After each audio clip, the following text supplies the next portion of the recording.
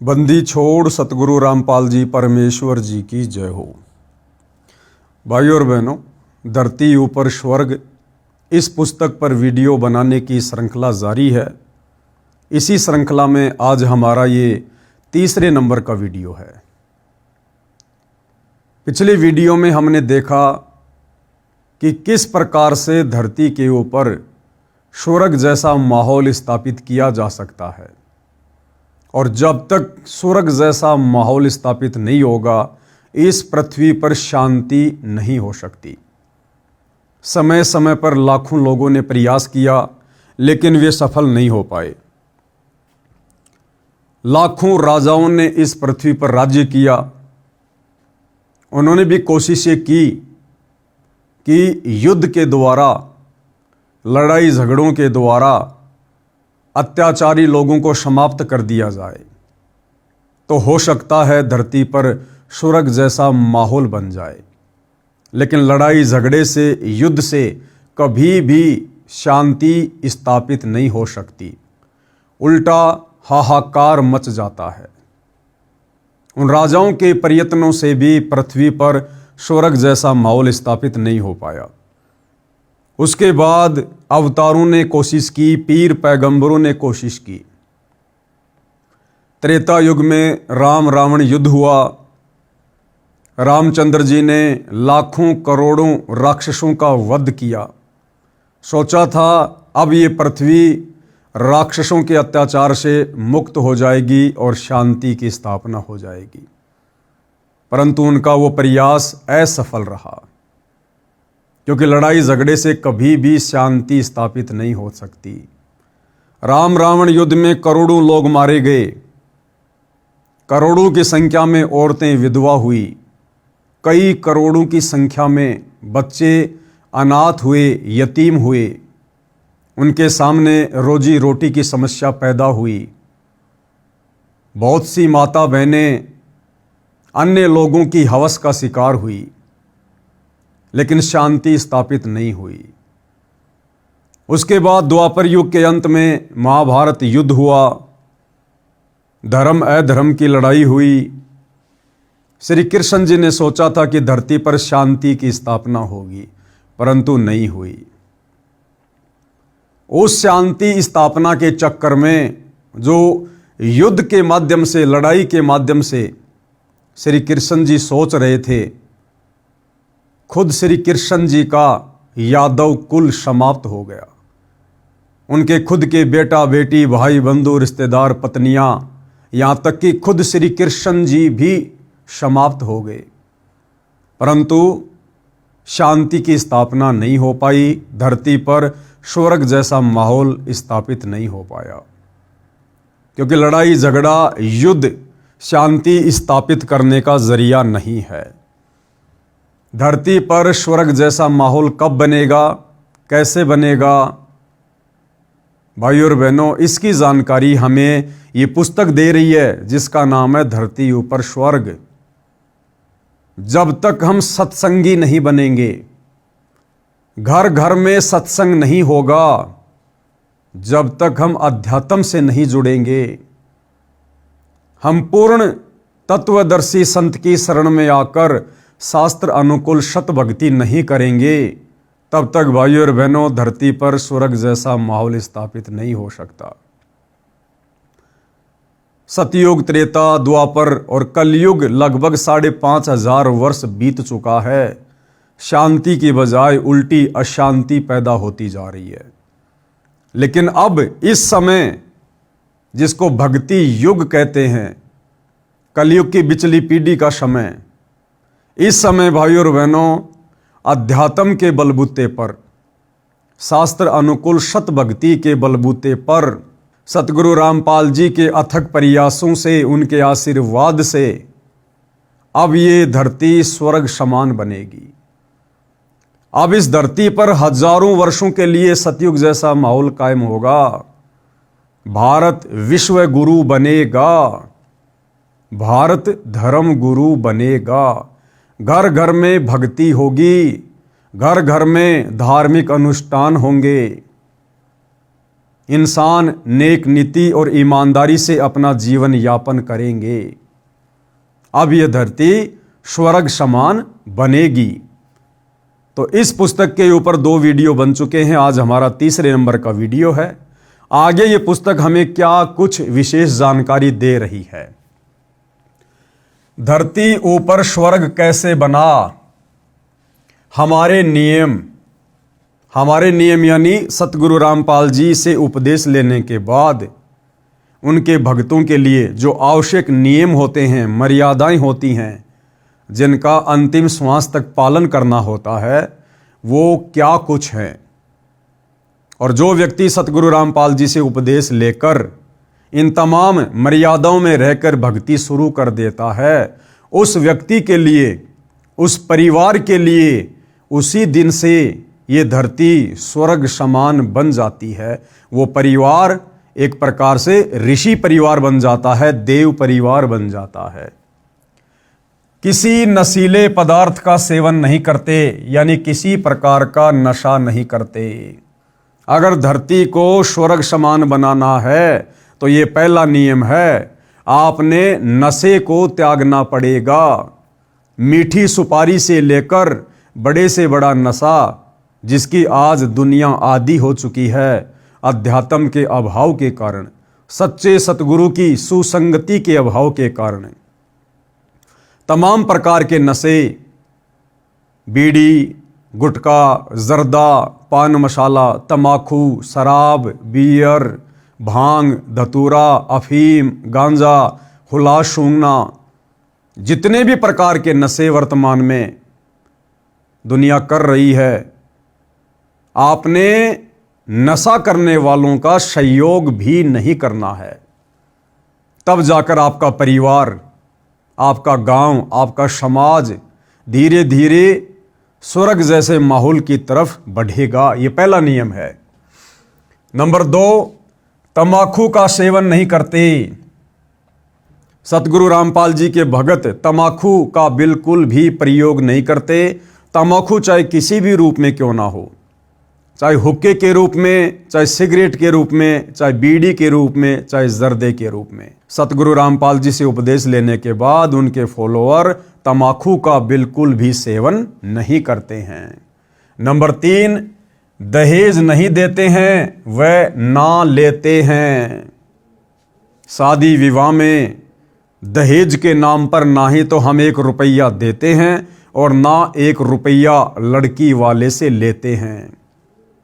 ना दुनिया भर का पाखंड और आडंबर करते हैं जो सामाजिक परंपराओं के तहत की जाने वाले शादी विवाह में होता है, जैसे डीजे बजाना, बैंड बाजा बजाना, दुनिया भर के जेवर गहने बनवाना, पंडित को बुलवाना, घोड़ी पर चढ़कर जाना, बारातियों की भीड़ इकट्ठी कर देना, 56 प्रकार के आइटम तैयार कर देना। सतगुरु रामपाल जी के भगत सिंपल तरीके से वैदिक विधि से मात्र 17 मिनट में बिना किसी दहेज के, बिना किसी खर्चे के, बिना किसी दिखावे के शादी को संपन्न कर लेते हैं। नंबर 4, विवाह में 1 पैसा भी खर्च नहीं करते हैं। नंबर 5, चोरी, ठगी, जारी यानी पर स्त्री गमन से डरते हैं। परमात्मा कहते हैं, पर नारी को देखिए बहन बेटी के भाव, कहे कबीर काम नाश का यही सहज उपाव। जिस प्रकार हम एक परिवार में रहते हैं, हमारी बहन होती है, हमारी माँ होती है, और हमारे अंदर हमारी बहन, बेटी या माँ के प्रति किसी प्रकार से कोई गंदी नज़र नहीं होती है। इसी प्रकार यदि धरती पर स्वर्ग जैसा माहौल स्थापित करना है तो हमने पर स्त्री को उम्र के अनुसार बहन, बेटी या माँ की दृष्टि से देखना पड़ेगा। उनके साथ वैसा ही व्यवहार करना पड़ेगा, उनके प्रति वैसी सोच रखनी पड़ेगी जैसी हम अपने घर में अपनी बहन, बेटी और माँ के प्रति रखते हैं। तब धीरे धीरे पृथ्वी पर स्वर्ग जैसा माहौल स्थापित होगा। ना रिश्वत लेते हैं ना देते हैं, ना रिश्वत लेते हैं ना देते हैं, अर्थात ना ही तो गलत काम करेंगे और ना गलत कार्य करने में किसी को सहयोग देंगे। नंबर 6, परमात्मा का नाम जपते हैं। गीता अध्याय 16 श्लोक नंबर 23, उसमें गीता बोलने वाला भगवान कह रहा कि अर्जुन, शास्त्र विधि को त्याग कर मनमाना आचरण जो लोग करते हैं, यानी मनमानी भक्ति करते हैं, मनमाने नाम मंत्रों का जाप करते हैं, उनको किसी प्रकार से कोई सुख प्राप्त नहीं हो सकता, कोई रिद्धि सिद्धि की प्राप्ति नहीं हो सकती, उनका मोक्ष नहीं हो सकता।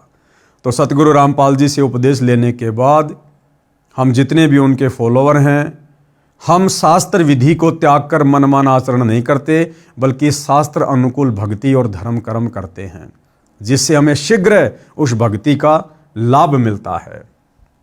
नंबर 7, धार्मिक अनुष्ठान गुरु जी की आज्ञा में रहकर करते हैं। जितने भी धार्मिक अनुष्ठान हैं जो वर्तमान में पूरी दुनिया मनमुखी रूप से कर रही है, हमारे आचार्य शंकराचार्य धर्म गुरु भी मनमाने तरीके से अपने स्वार्थ के लिए, चंद पैसों के लिए धार्मिक अनुष्ठान शास्त्र विधि को त्याग कर करवा रहे हैं, जिसके चलते इंसान को वर्तमान भक्ति का, वर्तमान धार्मिक अनुष्ठानों का कोई लाभ प्राप्त नहीं होता है। लेकिन सतगुरु रामपाल जी के भक्ति मार्ग में आने के बाद हम शास्त्र अनुकूल धर्म कर्म ही करते हैं, जिससे हमें तुरंत लाभ मिलता है। ऐसे धरती ऊपर स्वर्ग बना है, कलयुग में सतयुग बनेगा। इस प्रकार से भाइयों और बहनों धीरे धीरे धीरे धीरे शास्त्र अनुकूल सत भक्ति और पांचों यज्ञ, एक यज्ञ है ज्ञान की, दूजी यज्ञ है ध्यान, तीजी यज्ञ है हवन की, चौथी यज्ञ प्रणाम और पांचवी यज्ञ है धर्म की। ये 5 यज्ञ वर्तमान में पूरी पृथ्वी पर केवल सतगुरु रामपाल जी के द्वारा अपने शिष्यों को प्रदान की जाती है। त्रिकाल संध्या पूरी पृथ्वी पर सतगुरु रामपाल जी के द्वारा केवल अपने शिष्यों को दी गई है, और इस विधि विधान अनुसार ये भक्ति इस पूरी पृथ्वी पर केवल सतगुरु रामपाल जी के भगत ही कर रहे हैं। और जिस दिन ये त्रिकाल संध्या, पांचों यज्ञ, शास्त्र अनुकूल सत भक्ति इस पृथ्वी पर घर घर में शुरू हो जाएगी, उस दिन भाइयों और बहनों ऑटोमेटिक धरती पर सतयुग जैसा माहौल हो जाएगा, स्वर्ग जैसा माहौल हो जाएगा। बाकी बातें बनाने से, सरकारों के द्वारा बड़े कड़े कड़े नियम लागू कर देने से, सख्ताई करने से कभी भी धरती के ऊपर स्वर्ग नहीं बन सकता, उल्टी अशांति होगी, हाहाकार मचेगा। सरकार यदि अपराध को रोकने का एक कड़ा कानून बनाएगी, अपराधी लोग 10 नए तरीके और अपराध को बढ़ाने के निकाल लेंगे। ये चूहा बिल्ली का खेल हमेशा बना रहेगा, कभी भी शांति स्थापित नहीं हो पाएगी। तो जितना जल्दी हो सके आप भाई बहन सतगुरु रामपाल जी के प्रवचन, उनके सत्संग जेब से मोबाइल निकाल कर यूट्यूब पर देखना शुरू कीजिए।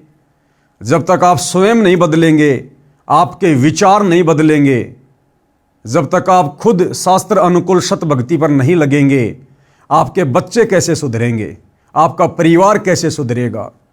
और जब आपके बच्चे सुधरेंगे, आपका परिवार सुधरेगा, तो आपको देखकर आपके आड़ोसी पाड़ोसी सुधरेंगे, पूरा गांव सुधरेगा। ऐसे एक दिन पूरी पृथ्वी पर यह स्वर्ग जैसा माहौल ऑटोमेटिक उत्पन्न होगा। आगे क्या कह रहे हैं, एक बुद्धिजीवी व्यक्ति ने हमारी व्यवस्था को ठीक से समझा तो बोला। यानी सतगुरु रामपाल जी कह रहे हैं कि एक पढ़ा लिखा बुद्धिजीवी व्यक्ति, उसने जब हमारे इस कबीर पंथ की मर्यादाओं को, नियमों को, भक्ति को अच्छे से समझा, तो उसके बाद उस व्यक्ति के क्या विचार थे।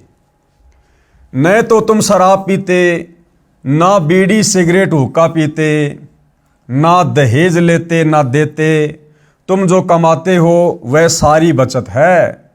जो संत रामपाल जी से दीक्षा ले लेता है, उसके तो यूं समझो एक लड़का नौकरी लग गया, इतनी बचत हो जाती है। सही कहा उस व्यक्ति ने। आज हम दुखी क्यों हैं, परेशान क्यों हैं, 24 घंटे इंसान को टेंशन क्यों है, आवश्यकता से अधिक खर्चे, फालतू के खर्चे, व्यर्थ की परंपराओं के पचड़े, शादी आ जाती है, दुनिया भर का दिखावा, दुनिया भर का दहेज, बर्तन, कपड़े, गहने, दुनिया भर की टेंशन व्यर्थ की। उसके बाद नशे, कोई बीड़ी पीता है, कोई शराब पीता है, कोई मांस खाता है, दुनिया भर के खर्चे। लेकिन जब हम सतगुरु रामपाल जी की शरण में आ जाते हैं, उसके बाद हमें पता चलता है कि शास्त्र अनुकूल कर्म क्या है, शास्त्र अनुकूल धार्मिक और सामाजिक कर्म क्या हैं। हम कोई किसी प्रकार का त्योहार नहीं मनाते, ना होली, ना दिवाली, ना मकर संक्रांति, ना क्रिसमस, ना ईद, कुछ भी नहीं, जो कि खर्चों का कारण है। हम शादी विवाह में दुनिया वालों की तरह फालतू में दिखावा नहीं करते, आडंबर नहीं करते, ढोंग नहीं करते। सिंपल तरीके से 1 रुपया भी नहीं लगता और शादी हो जाती है मात्र 17 मिनट में। संत रामपाल जी के भगत किसी प्रकार का कोई नशा नहीं करते। कभी आजमाना हो तो आजमा के देख लेना। हालांकि सतगुरु रामपाल जी के पंथ में वर्तमान में 2 पार्ट हैं, 2 भाग हैं। एक भाग है सतलोक आश्रम से जुड़े भाई बहन, जो इन जगह जगह खुले हुए सतलोक आश्रमों में जाते हैं। दूसरा पार्ट है साध संगति से जुड़े सतसेवक भाई बहन।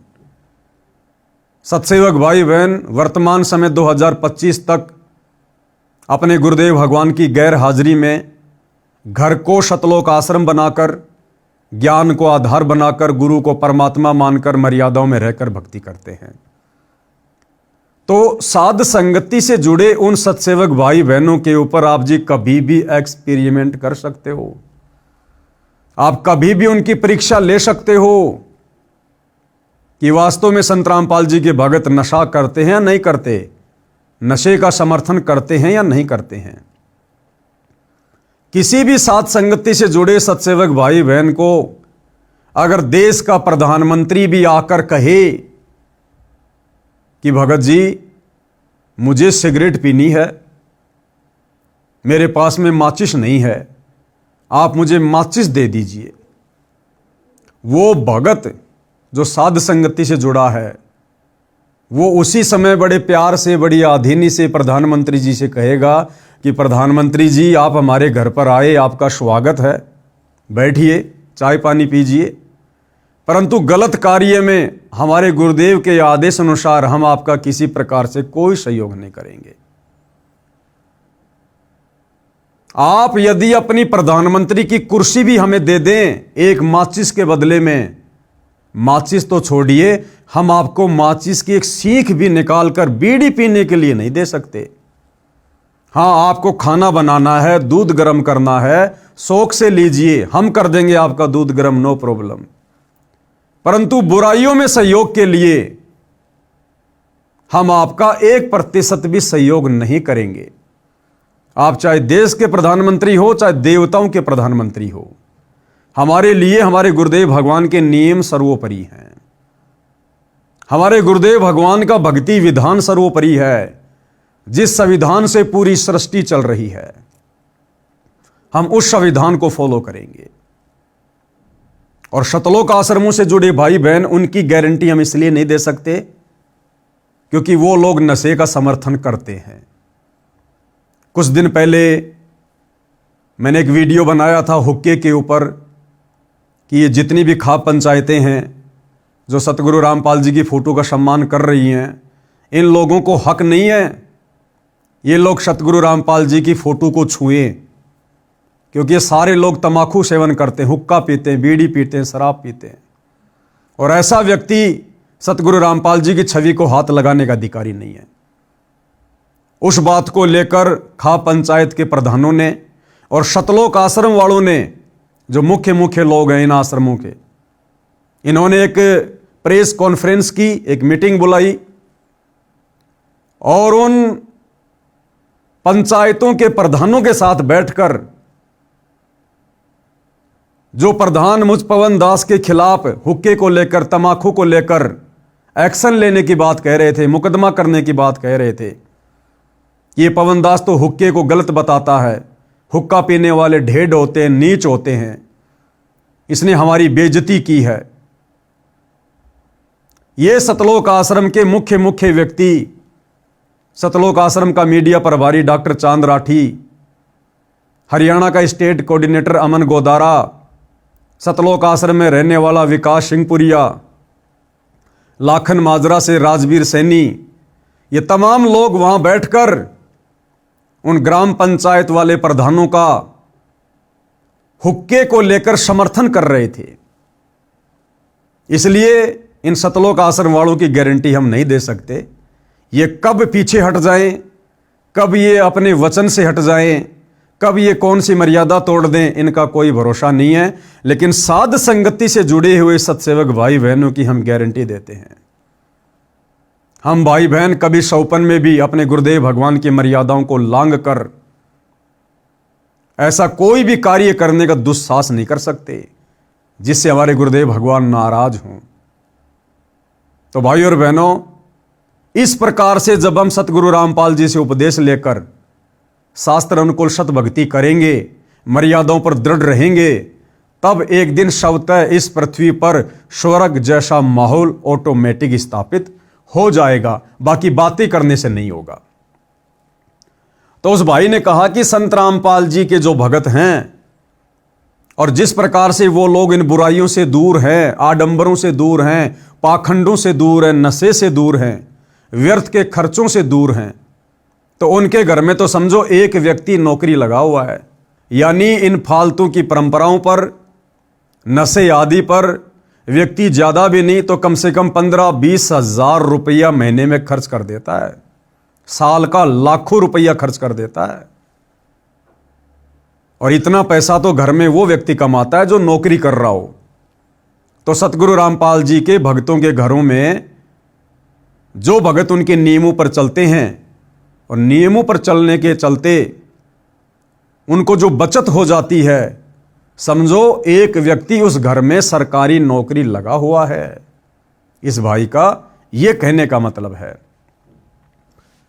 जो संत रामपाल जी से दीक्षा ले लेता है उसको तो यूं समझो एक लड़का नौकरी लग गया, इतनी बचत हो जाती है। मेरा एक बुआ का लड़का है, वह महीने के 60,000 रुपये सैलरी लेता है, सरकारी नौकरी है। शराब सिगरेट पीकर घर का नाश कर रखा था। मैं एक दिन सुबह सुबह उनके घर गया, वह तो नौकरी पर गया था, कहीं पीकर पड़ गया, आया ही नहीं घर। ऐसा कई बार करता था। उसकी पत्नी ने चूल्हा जला दिया, उस पर डेगची रख दी, चाय बनाने लगी। मैं दूसरे कमरे में बैठा था, उठकर देखा तो वह चूल्हे के पास बैठी थी। 1 घंटा हो गया, चाय नहीं आई। तब मेरी बुआ, उस शराबी की माता जो दूसरे लड़के के साथ रहती थी, आई, बोली उठ ले, कितकी चाय पीवेगा, न चीनी है, न दूध है, न चाय, न पत्ती, नाश कर रखा है लड़के ने।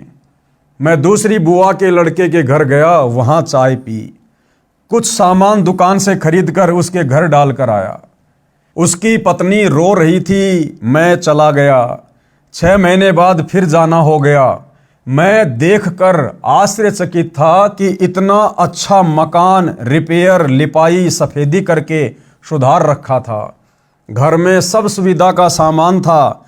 मेरी बुआ जी भी वहीं थी, वह बुआ का बेटा भी वहीं था। मैंने पूछा, 6 महीने में ये नरक स्वर्ग कैसे बन गया? यानी तेरे घर का माहौल जब मैं 6 महीने पहले आया तो नरक के जैसा था, अब अचानक से 6 महीने में स्वर्ग के जैसा कैसे बन गया?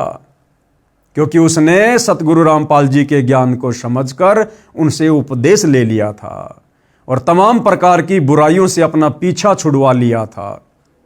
और 60,000 रुपये महीने का कमाते कमाते जिस घर में बच्चों को खाने के लिए अच्छे से भोजन भी नहीं मिलता था, पहनने के लिए कपड़े भी नहीं मिलते थे, अब उस व्यक्ति की पूरी सैलरी 60,000 रुपये उस घर में बचत के रूप में आने लगी। बचत के रूप में जो वो नशे में बर्बाद किया करता था।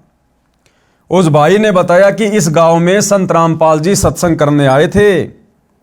रात्रि 9 बजे का समय था। मैं ड्यूटी से आया, घर पर कोई नहीं था। मुझे पता चला सत्संग में गए हैं। मैं गया तो था अपनी पत्नी को बुलाने, जो बच्चों समेत सत्संग में गई थी। उस दिन कहीं से पीने का जुगाड़ बना नहीं। मैंने भी सत्संग सुना तो मेरी आंखें खुल गई, सारा सत्संग जैसे मेरे ऊपर था। यानी उस दिन अंतर्यामी सतगुरु रामपाल जी उस आत्मा को अपनी शरण में लेने के लिए नशे के ऊपर ही सत्संग कर रहे थे कि भाई नशा तो नाश की जड़ है। नशे ने केवल परिवारों को उजाड़ा है, कभी बसाया नहीं है। और नशेड़ी व्यक्ति के बच्चों पर, उसकी जवान बेटी पर, उसकी स्त्री पर दूसरों की नजर रहती है। घर में कभी शांति नहीं रहती, उसके बच्चे बिगड़ जाते हैं संस्कार के अभाव में।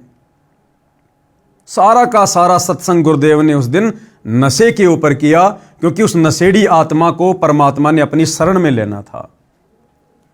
गुरु जी को पता भी नहीं था मैं कौन हूं। हालांकि ये उनकी सोच है जो कह रहे हैं कि गुरु जी को पता भी नहीं था कि मैं कौन हूं, लेकिन वे तो अंतर्यामी हैं, जानी जान है, घट घट की जानते हैं। चीटी पायल बाजे पैर, साहिब सुनता है सब लहर।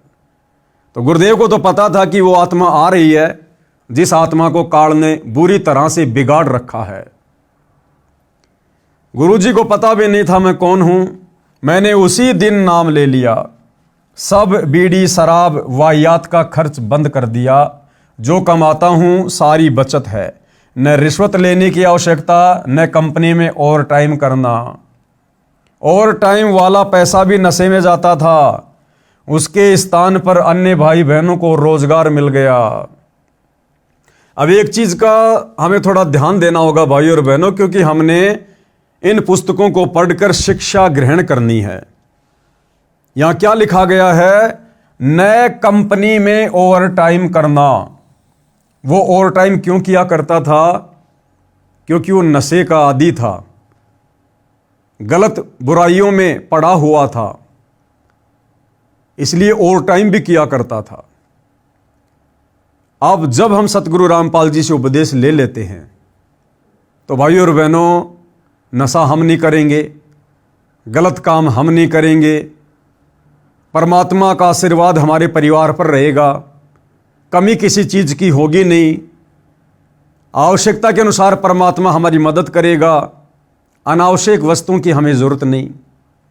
फिर भला भगत को ओवर टाइम करने की क्या जरूरत है? दिन रात काम धंधे में पड़े रहने की क्या जरूरत है? पहले जब हम ओवर टाइम किया करते थे उस समय हमें ज्ञान नहीं था, हमें नहीं पता था कि समय का, श्वासों का सदुपयोग कैसे करना चाहिए। नाम दीक्षा से पहले हमारी एक ही सोच थी कि जिसके पास जितना ज़्यादा पैसा होगा समाज में उसकी इतनी इज्जत होगी। पैसा है तो सब कुछ है, वरना कुछ भी नहीं है।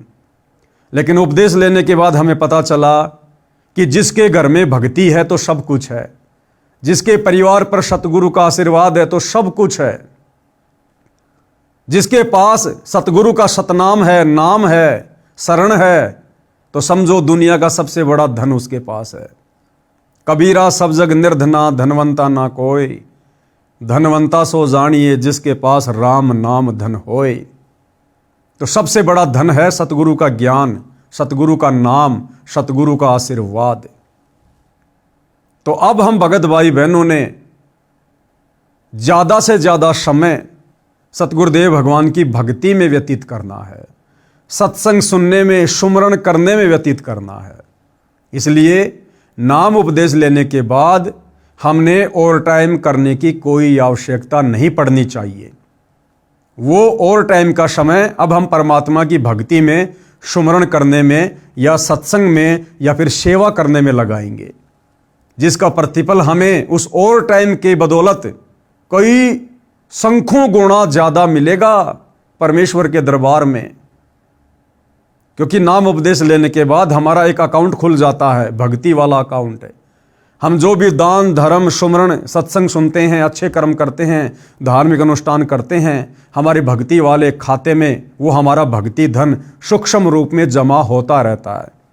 आप और हमें उसकी भनक भी नहीं है, लेकिन परमात्मा का सिस्टम ऑटोमेटिक है, ऑटोमेटिक सिस्टम है हमारा। जिस प्रकार हम किसी फैक्ट्री में काम करते हैं और हम जितना काम करेंगे, जितना ओवर टाइम करेंगे, या जिस दिन हम फैक्ट्री में नहीं आएंगे वो सारा का सारा जो कैलकुलेशन होता है ऑटोमेटिक जुड़कर और महीने में हमारी सैलरी बन जाती है और उसी हिसाब से फिर उसको महीने में सैलरी मिलती है। तो ये भक्ति रूपी अकाउंट जो सतगुरुदेव ने सूक्ष्म रूप से खोल रखा है, ये ऑटोमेटिक हम जैसा भी करेंगे, जैसे भी हमारे भाव होंगे, श्रद्धा होगी, दान धर्म की रुचि होगी, सत्संग सुनते हैं, सुमरण करते हैं, पांचों यज्ञ करते हैं, ऑटोमेटिक हमारा भक्ति धन सूक्ष्म अकाउंट में ऐड होता रहता है जो हमें दिखाई नहीं देता। जिस प्रकार एक मोबाइल से दूसरे मोबाइल में लाखों करोड़ों रुपया सेकंडों में ट्रांजैक्शन हो जाता है, लेकिन एक मोबाइल से दूसरे मोबाइल में जाते हुए वो पैसा नहीं दिखाई देता। इसी प्रकार जो भी हम भक्ति मार्ग पर करते हैं ऑटोमेटिक हमारी भक्ति वाले खाते में वो जमा होता रहता है। तो सतगुरु रामपाल जी के भक्तों ने उपदेश लेने के बाद ओवर टाइम के चक्कर में नहीं पड़ना चाहिए। ओवर टाइम वाला पैसा भी नशे में जाता था, उसके स्थान पर अन्य भाई बहनों को रोजगार मिल गया, ऋषि जैसा जीवन बन गया। मैं बोला कि खर्च करने की जगह ही नहीं बचती, सब बकवास छूट जाती है। मेरी बुआ के बेटे का घर नरक से स्वर्ग बना मेरी आंखों के सामने है। तो इस प्रकार से भाई और बहनों पृथ्वी का माहौल बदलता है और बदल रहा है। लड़ाई झगड़ों से, युद्ध से, मारकाट से, सख्त कानून बना देने से हम कभी भी धरती को स्वर्ग समान नहीं बना सकते। जब तक हमारी सोच नहीं बदलेगी, हमारे विचार नहीं बदलेंगे, जब तक हम पाप करने से नहीं डरेंगे, बुराइयों से नहीं डरेंगे, तब तक धरती स्वर्ग समान नहीं बन सकती। और ये सब कुछ होगा सत्संग सुनने से, सच्चे सतगुरु की शरण में आकर सत भक्ति करने से, उनके आशीर्वाद से सब कुछ परिवर्तन होगा।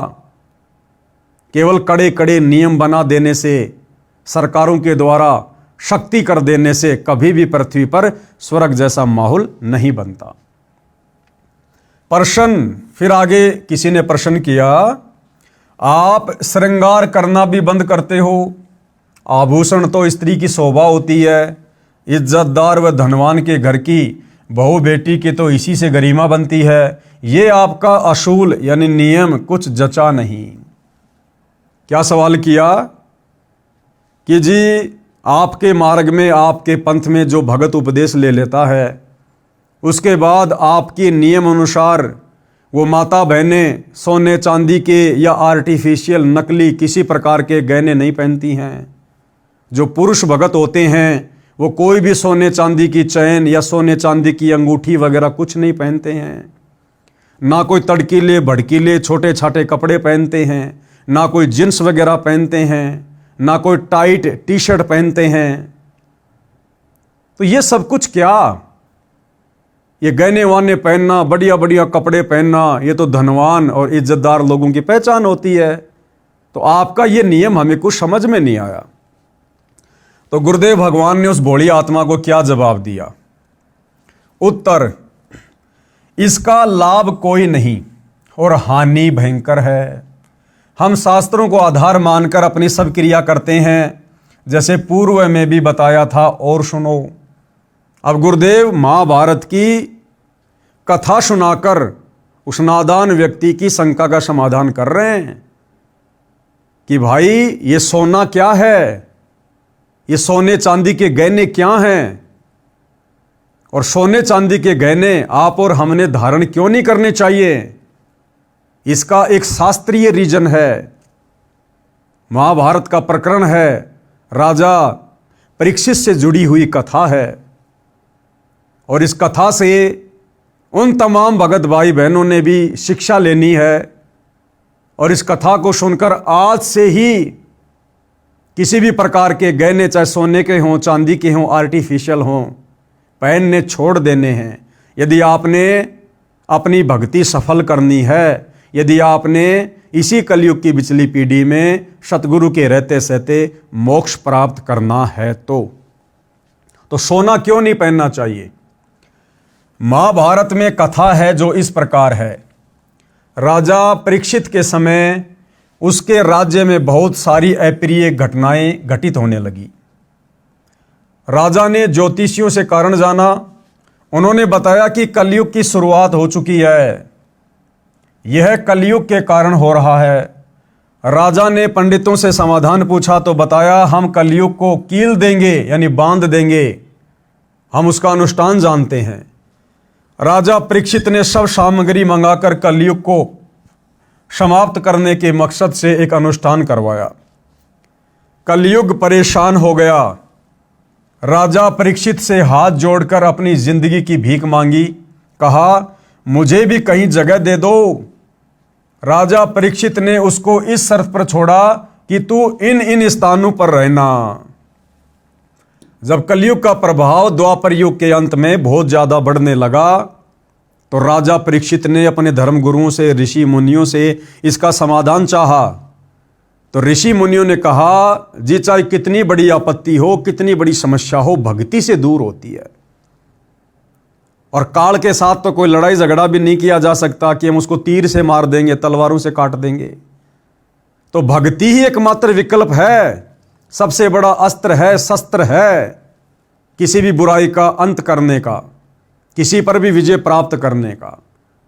तो ऋषि मुनियों ने कहा कि महाराज जी धार्मिक अनुष्ठान करवाओ, धार्मिक अनुष्ठान से वो काल बंध जाएगा, विवश हो जाएगा, निष्क्रिय हो जाएगा। और राजा परीक्षित ने ऐसा ही किया, धर्म कर्म बहुत तेज कर दिया, सबसे करवाना शुरू करवा दिया। उसके बाद वो कलयुग दुखी हो गया और कलयुग ने हाथ जोड़कर राजा परीक्षित से कहा कि महाराज मुझे भी तो कहीं रहने की जगह दो, क्योंकि ये कलयुग शुरू हो रहा है और इस कलयुग में मैंने धरती पर आना ही आना है। महाराज यदि आप इसी प्रकार से धार्मिक अनुष्ठान करवाते रहे तो मेरे लिए तो कहीं कोई जगह नहीं बचेगी, तो मुझे भी कहीं रहने की जगह दो। तो राजा परीक्षित ने उसे कहां कहां निवास करने की इजाजत दी, कलयुग यानी काल को।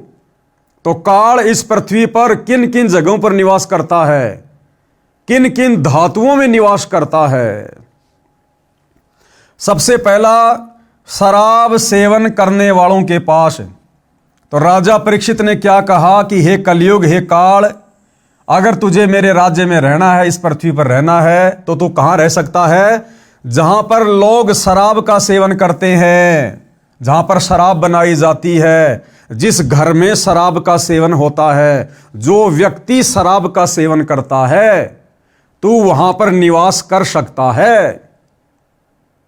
तो भाई और बहनों, जिस परिवार में कोई व्यक्ति शराब पीता है या शराब का ठेका है, शराब की फैक्ट्री है, वहां पर साक्षात काल बैठा हुआ। काल कभी भी कोई भी अप्रिय घटना उन जगहों पर घटित हो सकती है, क्योंकि शराब पीने के बाद इंसान मति भ्रष्ट हो जाता है, राक्षस हो जाता है इंसान। परमात्मा कहते हैं, मांस खाए वो ढेढ़ सब और मद पीवे सो नीच। मद यानी शराब, शराब पीने वाला नीच होता है।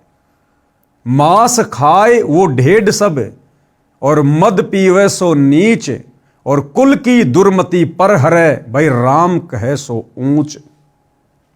तो सबसे पहले काल कहां निवास करता है? शराब सेवन करने वालों के पास। इसलिए सतगुरु रामपाल जी का नियम है कि उनसे उपदेश लेने के बाद उनका कोई भी भगत खुद तो शराब पिएगा नहीं, शराब पीने वालों का सहयोग भी नहीं करेगा। ना शराब के लिए पैसा देना, ना किसी को शराब खरीद कर लाकर देना।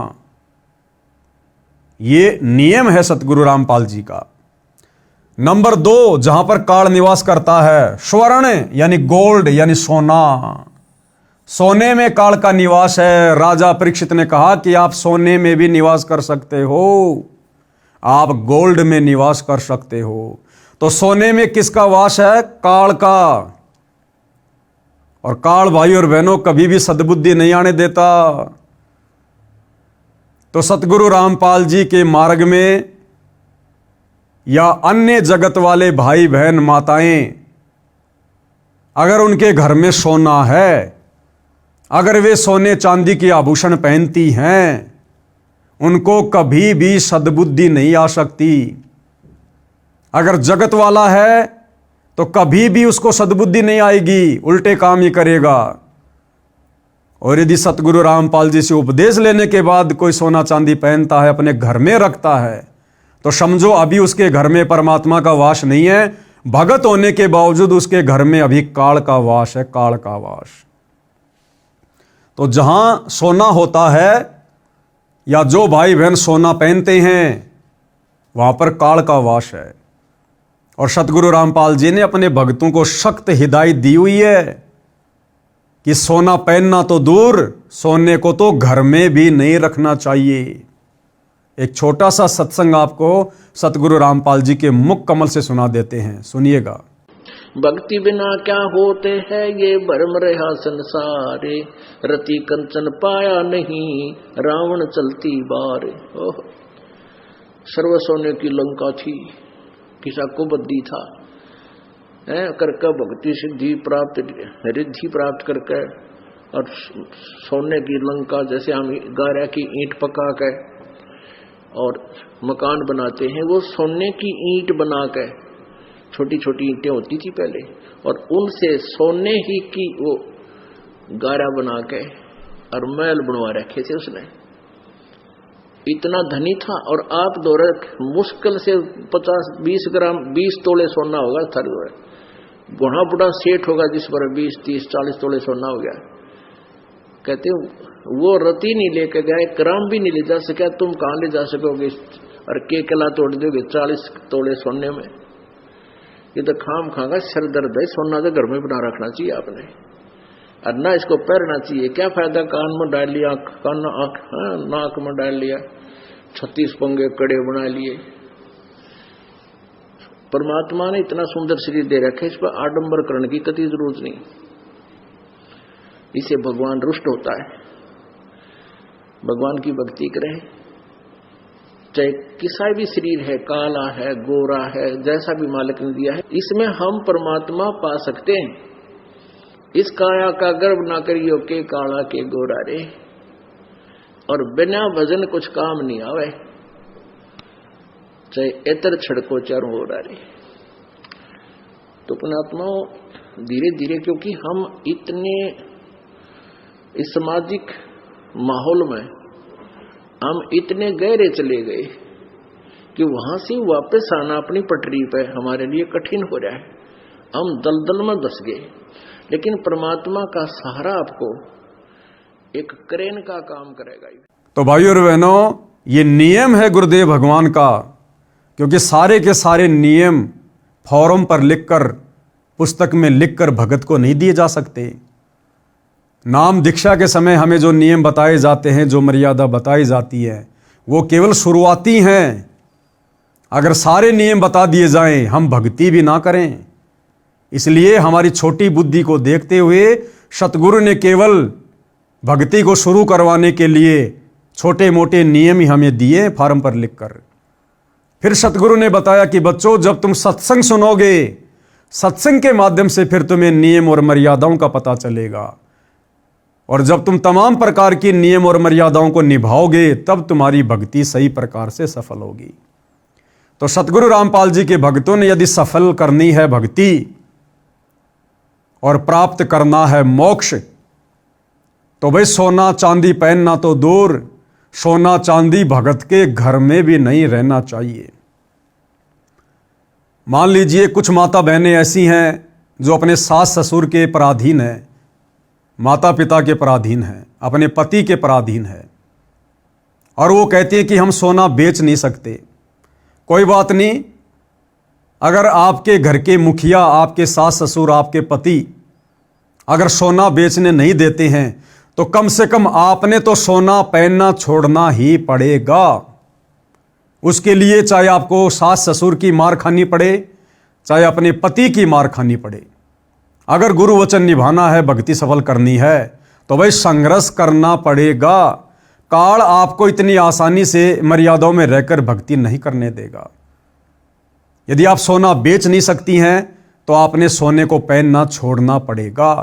और यदि आप परिवार की मुखिया हैं, आपके ऊपर किसी का कोई दबाव नहीं है, कोई प्रेशर नहीं है, तो ऐसे में ना आपने सोना पहनना है और ना आपने सोना अपने घर में रखना है।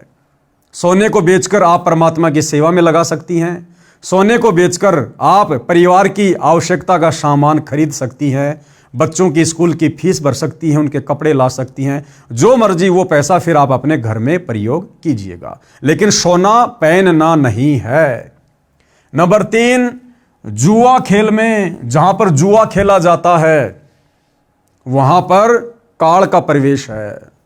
इसलिए सतगुरु रामपाल जी के भक्ति मार्ग में जुआ तो छोड़ो, ताश खेलना, और यदि ताश कोई खेल रहा है उनके पास में खड़े होकर या बैठकर देखना भी सख्त मना है। ना जाने कब किस बात को लेकर उन काल प्रेरित लोगों में झगड़ा हो जाए, गाली गलोच हो जाए, किसी की मृत्यु हो जाए, और आप वहां बैठे थे, ताश देख रहे थे, आपको गवाह के रूप में पेश कर दिया जाएगा।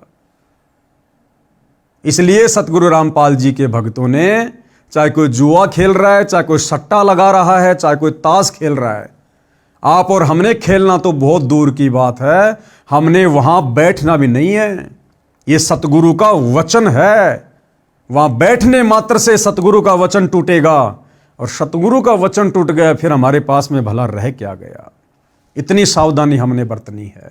नंबर 4, जहां पर काल का वास है, वैश्याओं के पास, जहां पर वैश्यावर्ती का धंधा होता है, या जो व्यक्ति वैश्यावर्ती का धंधा करवाता है, ऐसी जगहों पर जाना, ऐसे व्यक्तियों के पास में बैठना सतगुरु रामपाल जी के पंथ में बिल्कुल निषेध है, मना है, क्योंकि इन तमाम प्रकार की जगहों पर काल प्रवेश करता है। तो जो भाई ये कह रहा था ना कि सोना चांदी पहनना तो धनवान घरों की बहन बेटियों की गरिमा होती है, भाई चाहे सोना पहनो, चाहे चांदी पहनो, जो मर्जी पहनो, बहन पहनो, भाई पहनो, सतगुरु रामपाल जी किसी का हाथ पकड़ने वाले नहीं हैं, केवल समझा सकते हैं, बता सकते हैं, और फिर आने वाले समय में उसके जो दुष्परिणाम होंगे वो फिर आपने स्वयं ही भुगतने पड़ेंगे। इसलिए समझदार भगत, समझदार व्यक्ति इस प्रकार की आपत्ति को कभी भी मोल नहीं लेगा, और इन तमाम प्रकार की बुराइयों से, और जिन जगहों पर ये बुराइयां पनपती हैं, इन जगहों से दूर ही रहेगा। एक दिन राजा परीक्षित शिकार करने के लिए वन में गया, जंगल में गहरा चला गया, रास्ता भूल गया। राजा ने सिर के ऊपर सोने का मुकुट पहना था।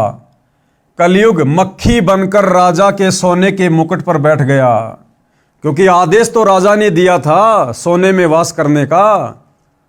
तो कलयुग यानी काल मक्खी बनकर राजा के सोने के मुकुट पर बैठ गया, और जैसे ही कलयुग बैठा राजा की बुद्धि भ्रष्ट हो गई, और राजा को क्या दुर्बुद्धि सूझी। एक ऋषि साधना कर रहा था, राजा ने आवाज लगाई कि ऋषि जी मैं मार्ग भूल गया हूं, मुझे मार्ग बता। ऋषि साधना में व्यस्त था, कोई उत्तर नहीं दिया। कई बार ऐसे ही कहा परंतु उत्तर नहीं मिला। कलयुग ने राजा की बुद्धि भ्रष्ट कर दी। राजा को अभिमान हुआ कि मैं राजा हूं और यह एक सामान्य व्यक्ति मेरा अनादर करके अपमान कर रहा है। अहंकार व्याप्त हो गया राजा परीक्षित में, जबकि राजा परीक्षित तो ऋषि मुनियों का, साधु संतों का बहुत ज्यादा आदर सत्कार किया करते थे, परंतु सोने के मुकुट में काल बैठ गया।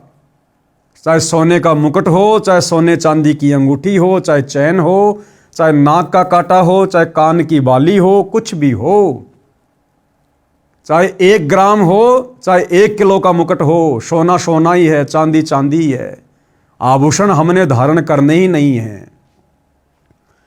कलयुग के प्रभाववश होकर राजा ने एक मरा हुआ सर्प, जो उसने ऋषि की कुटिया की ओर आते समय कुटिया से थोड़ी दूरी पर देखा था, उसे तीर में टांग कर लाया, ऋषि जी के गले में मरा हुआ सांप डाल दिया और चला गया। उस ऋषि के बच्चे को, जो खेलने दूर ऋषि बच्चों के साथ गया हुआ था, बताया कि आपके पिताजी के गले में राजा परीक्षित ने मरा हुआ सांप डाला है। लड़का कुटिया पर आया और पिता के गले से सर्प उतारा और राजा परीक्षित को श्राप दे दिया कि राजा परीक्षित, तेरे को आज से 7 दिन बाद तक्षक सर्प डसेगा, तेरी मृत्यु हो जाए। 7 दिन के बाद राजा परीक्षित को तक्षक सर्प ने डसा और मृत्यु हो गई। इससे स्पष्ट है कि जिसके घर में वह शरीर पर सोना है उस पर कलयुग का दुष्प्रभाव रहता है, जो परेशानी का कारण बनता है। अब भाइयों और बहनों, ये कथाएं सतगुरु रामपाल जी महाराज कोई 1-2 वर्ष से नहीं सुना रहे। इस प्रकार की पुस्तकें लिख लिख कर समाज को और भगत समाज को शिक्षाएं 1 या 2 वर्षों से नहीं दे रहे। सन 1994 से सतगुरु रामपाल जी अपने भक्तों को इन कथाओं के माध्यम से ये शिक्षा देते आ रहे हैं कि बच्चों, आपने सोने चांदी के आभूषण धारण नहीं करने, सोना चांदी आपने घर में भी नहीं रखना है। लेकिन भाइयों और बहनों, बड़ी विडंबना की बात है, सैकड़ों किलोमीटर दूर से जो लोग संत रामपाल जी के सत्संग सुनने आते हैं, उन्होंने अपने गुरु के ज्ञान को आधार बनाकर सोने चांदी को घर से निकाल फेंका, अपने शरीर से सोना चांदी उतार दिया है। परंतु सतगुरु रामपाल जी का कलयुगी परिवार, उनकी कलयुगी धर्मपत्नी अनारो देवी, संत रामपाल जी की कलयुगी बेटी मंजू देवी और मंजू देवी की बेटियां आज भी सोने चांदी के आभूषण अपने शरीर पर धारण करती हैं 2025 तक। जबकि साध संगति से जुड़े हुए सत्सेवक भाई बहन इस बुराई को कब से छोड़ चुके हैं। शुरुआत में संघर्ष करना पड़ा, अपने पति की मार खानी पड़ी, सास ससुर की डांट खानी पड़ी, लेकिन उन आत्माओं ने गुरु वचन को सर्वोपरि रखा और उन आत्माओं ने जो साध संगति से जुड़ी हुई है, उन माता बहनों ने आज अपने शरीर से सोना चांदी दूर फेंक दिया है। परंतु सतगुरु रामपाल जी का परिवार आज वर्तमान 2025 तक भी इस काल को, इस कलयुग को अपने शरीर पर धारण किए बैठा है। अब जब सतगुरु रामपाल जी का परिवार ही सोना चांदी नहीं छोड़ रहा, पहनना नहीं छोड़ रहा, तो बाकी संगत को ये लोग किस मुंह से बोल सकते हैं। और संगत तो हमेशा भेड़ चाल में चलती है, तो सतलोक आश्रमों से जुड़ी हुई संगत भी ज्यादातर आज भी सोना चांदी अपने शरीर पर धारण करती है। इसलिए मैंने पहले कहा था कि मैं केवल अपने सत्सेवक भाई बहनों की गारंटी दे सकता हूं नियम और मर्यादाओं को लेकर, लेकिन सतलोक आश्रमों से जुड़े हुए भाई बहनों की गारंटी नहीं दी जा सकती। अन्य हानि सोने की, फिर गुरुदेव भगवान बता रहे हैं कि सोना पहनने से अन्य और क्या क्या हानि हो सकती है। नंबर 1, चोरी का भय, हमेशा डर बना रहेगा, कभी चोर गहने चुरा ना ले जाए। माता बहन कहीं यात्रा कर रही हैं, बस या ट्रेन की खिड़की के पास बैठी हैं, उनके कान में बड़े बड़े सोने के कुंडल हैं, अचानक से कोई मनचला व्यक्ति खिड़की में हाथ देकर उंगली फंसाकर उस सोने या चांदी के बाले में खींच लेता है। वो सोना तो गया सो गया, उस माता बहन का कान भी कट गया। या कोई चोरी कर ले जाए, सोने चांदी के लिए कोई व्यक्ति मर्डर भी कर दे। आए दिन हम लोग अखबार में देखते हैं। कुछ दिन पहले सोशल मीडिया पर देखा, एक औरत मजदूरी करने जाती थी, शायद राजस्थान से थी, उसके पैरों में चांदी के मोटे मोटे कड़े थे, क्योंकि राजस्थान में माता बहनें पुराने समय से चांदी के मोटे मोटे कड़े पहनती हैं। तो किसी व्यक्ति ने, क्योंकि कलयुग है भाइयों और बहनों, ज़्यादातर को हराम की खाने की आदत है, उस माई के दोनों पैर काट दिए उस चांदी के कड़ों के लिए। वो बेचारी लहू लुहान पड़ी हुई है। तो गुरुदेव भगवान कहते हैं कि चोरी का भय और मौत का भी भय। समाचार पत्रों में पढ़ते हैं, एक बहन सोने की मोटी चैन गले में पहने हुए थी, उसमें एक मोटा पिंडल लगा था, शहर से घर की ओर लौट रही थी। 2 व्यक्ति एक मोटरसाइकिल पर आए, एक ने चैन को पकड़कर झपट्टा मारा, मोटी चैन थी, टूटी नहीं, गर्दन में गड़ गई, जख्म हो गया। दूसरे ने कहा कि ले चाकू, गर्दन काट दे। ये सुनकर उस बहन ने हाथ जोड़कर जीवन की भीख मांगी, चैन निकाल कर दे दी और वो भाग गए। बहन मूर्छित होकर गिर गई। लोग इकट्ठे हो गए, अस्पताल में ले गए, इलाज करवाया, पुलिस बुलाई। जब वह बहन होश में आई तो चिल्लाई कि मारो मत मुझे, चैन निकाल लो। यानी उस समय तक भी वो सदमे में थी। जब होश में आई तो उसको लगा कि वो चैन छीनने वाले खड़े हैं। फिर अचेत हो गई। जब ठीक हुई तब सारी घटना बताई। कर लो दिखावा। बताओ ऐसी घटिया चीज का क्या दिखावा करें जिसको पहनने के चलते हमारी जान पर बनाए। इसलिए सतगुरु रामपाल जी अपने भक्तों को मना करते हैं कि भाई अगर आपने भक्ति करनी है, अगर आपने भगत बनकर रहना है तो आपने इस प्रकार की बकवादों से दूर होना पड़ेगा। हमें साधु की परिभाषा बताई गुरुदेव ने। साधु सोही जो सीधा चाल है, सिंपल तरीके से रहना, कोई मान बढ़ाई नहीं, कोई दिखावा नहीं, कोई अहंकार नहीं। अब माता बहनें सोना पहन लेती हैं, कई भाई मोटी मोटी सोने की चैन पहन लेंगे, अंगूठियां पहन लेंगे कई सोने चांदी की। अब बताओ सोना चांदी कोई दूध दे रहा है क्या? केवल दिखावा। ये दिखावा मान बढ़ाई को पैदा करेगा, ये दिखावा अहंकार को पैदा करेगा।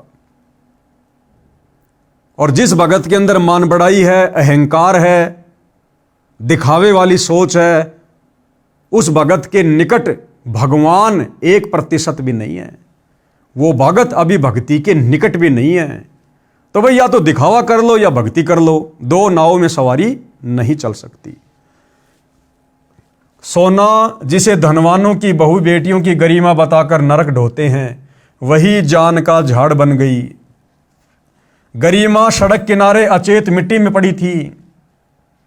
वो बहन, वो बेटी जिसकी सोने की चैन झपट्टा मारने के कारण गले में जख्म हो गया था, कह रहे थे ना कि ये तो धनवान घरों की बहन बेटियों की गरिमा है। तो गुरुदेव कहते हैं वो गरिमा अब रोड के किनारे मिट्टी में अचेत होके पड़ी हुई है। आदमी उठाकर अस्पताल में ले गए, नहीं तो गर्दन से रक्त निकलता रहता और मर जाती। 30 वर्ष के आसपास आयु की बहन कानों में मोटे मोटे छल्ले बाले पहने हुए थी। वे थे तो नकली परंतु असली लग रहे थे। वह ट्रेन के इंतजार में स्टेशन पर खड़ी थी। 2 झपट्टा मारों की नजर उस पर पड़ी थी। जब रेलगाड़ी आई, गाड़ी में चढ़ने वालों की भीड़ बन गई। वे दोनों उस खिड़की के पास आ गए जिसमें वह बहन चढ़ने के लिए खड़ी थी। भीड़ बहुत थी। बहन डिब्बे में प्रवेश कर गई। सीढ़ियों तक डिब्बा भरा था। गाड़ी 2 मिनट में चल पड़ी। उन दुष्टों ने एक एक कान का छल्ला पकड़ा, झपट्टा मारा, कान फट गए। दोनों ट्रेन से कूद गए। गाड़ी ने स्पीड पकड़ी ही थी। वह बहन चिल्लाई, तब तक ट्रेन दूर जा चुकी थी। डिब्बे के व्यक्तियों ने गाड़ी की चैन खींची। लुटेरे तो जा चुके थे। उस बहन को अस्पताल में ले जाया गया, इलाज करवाया। तब उस बहन ने बताया कि ये कानों के बाले छल्ले नकली थे। ये झूठी शान का दिखावा भी दुख का मूल मंत्र है। आजकल चल रहा है ना गोल्डन पॉलिश वाले सोने के आभूषण, ब्याह शादी में माता बहनें पहन के जाती हैं। यानी जिनके घरों में सोना नहीं होता है, जिन माता बहनों के पास सोने के आभूषण नहीं होते, वो आर्टिफिशियल सोने के आभूषण पहनती हैं जिन पर सोने जैसी पॉलिश की गई होती है। क्या है वो? दिखावा, झूठी मान बढ़ाई। अब इस दिखावे के चक्कर में वो कान के मोटे मोटे बाले जिन पर गोल्डन पॉलिश की हुई थी, उस बहन के लिए जान की आफत बन गए। अरे वो बाड़े कितने के होंगे? 100-200 रुपए के, और बहन के कान फट गए और इलाज करवाने में कई हजार रुपए उसने बर्बाद कर दिए होंगे। और जो पीड़ा सही, जो दुख सहा, वो अलग है। सिर्फ दिखावे के चक्कर में। इसलिए परमात्मा कहते हैं मान बढ़ाई से हैं दूर। कौन? परमात्मा, सतगुरु हमेशा मान बढ़ाई करने वाले, दिखावा करने वाले भक्तों से दूर रहते हैं। मान बढ़ाई से हैं दूर और आजिज के हरि सदा हजूर। और जो आधीन भगत होता है, मान बड़ाई दिखावे से दूर होता है, सिंपल तरीके से रहता है, परमात्मा यानी सतगुरु रामपाल जी भगवान कहते हैं मैं तो उस भगत का भी दास हूं, दास। और वे जो अपने आप में आंडी पाक कर फिर है, दिखावा करता है, कहते हैं उसके तो मैं निकट भी नहीं हूं। सोने को त्याग देने का लाभ।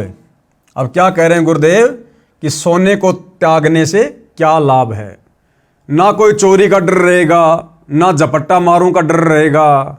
यदि सब जनता हमारे की तरह सादा जीवन जिए तो घर स्वर्ग बनेगा ही बनेगा। ना तो चोरों का डर, ना झपट्टा मारों का डर, ना शरीर को कोई हानि होगी, ना कोई व्यर्थ का दिखावा होगा।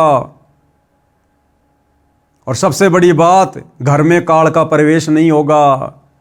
तो सतगुरु रामपाल जी भगवान कह रहे हैं अगर इस प्रकार से मेरे भक्तों की तरह जिस दिन ये सारी दुनिया वाले भक्ति लेकर भक्ति करेंगे, सादा जीवन जिएंगे, तो ये पृथ्वी ऑटोमेटिक स्वर्ग के जैसी बन जाएगी, स्वर्ग समान।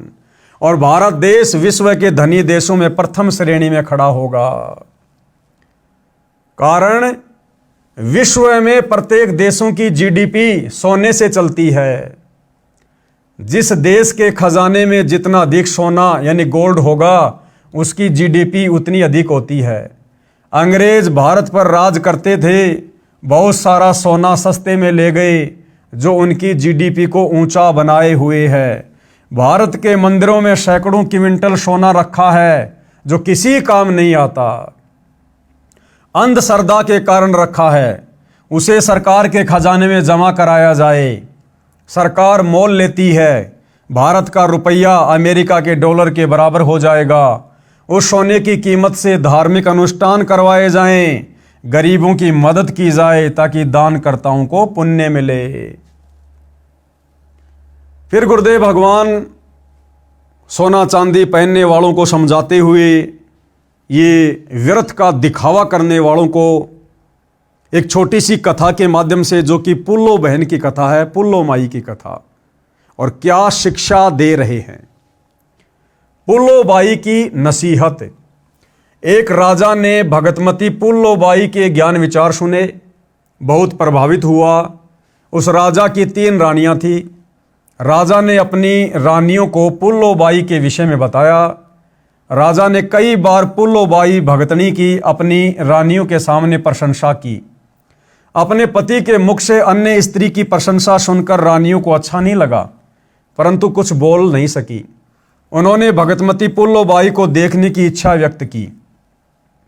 यानी राजा उस साध्वी की प्रशंसा किया करता था अपनी रानियों के सामने, और रानियों को यह सब कुछ अच्छा नहीं लगता था। रानियां ये सोचती थी कि वो पुल्लो बाई जरूर हमसे ज्यादा सुंदर है, हमसे ज्यादा सोने चांदी के गहने पहनती होगी, नए नए वस्त्र पहनती होगी, जिस कारण से राजा उसकी बढ़ाई कर रहा है। लेकिन राजा उस हिसाब से बढ़ाई नहीं कर रहा था। राजा तो उसका जो चरित्र था, उसकी सादगी थी, उसका रहन सहन था, उसका भक्ति भाव था, उस हिसाब से उसकी प्रशंसा किया करता था। लेकिन रानियां समझ नहीं पाई, और रानियां उसकी चर्चा सुनकर व्यर्थ में उस पुल्लो बाई से द्वेष पाल बैठी, ईर्ष्या करने लगी कि वो ऐसी क्या सुंदर स्त्री है, इतनी क्या सुंदर है, जो राजा हमारे सामने उसकी बढ़ाई कर रहा है। राजा ने पुल्लो बाई को अपने घर पर सत्संग करने के लिए कहा, तो पुल्लो बाई ने सत्संग की तिथि तथा समय राजा को बता दिया।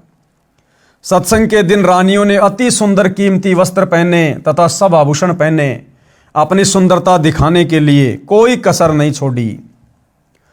रानियों ने सोचा था कि पुल्लो बहुत सुंदर होगी। भगतमती पुल्लो राजा के घर आई। उसने खद्दर का मैला सा वस्त्र धारण कर रखा था, हाथ में माला थी, चेहरे का रंग भी साफ नहीं था।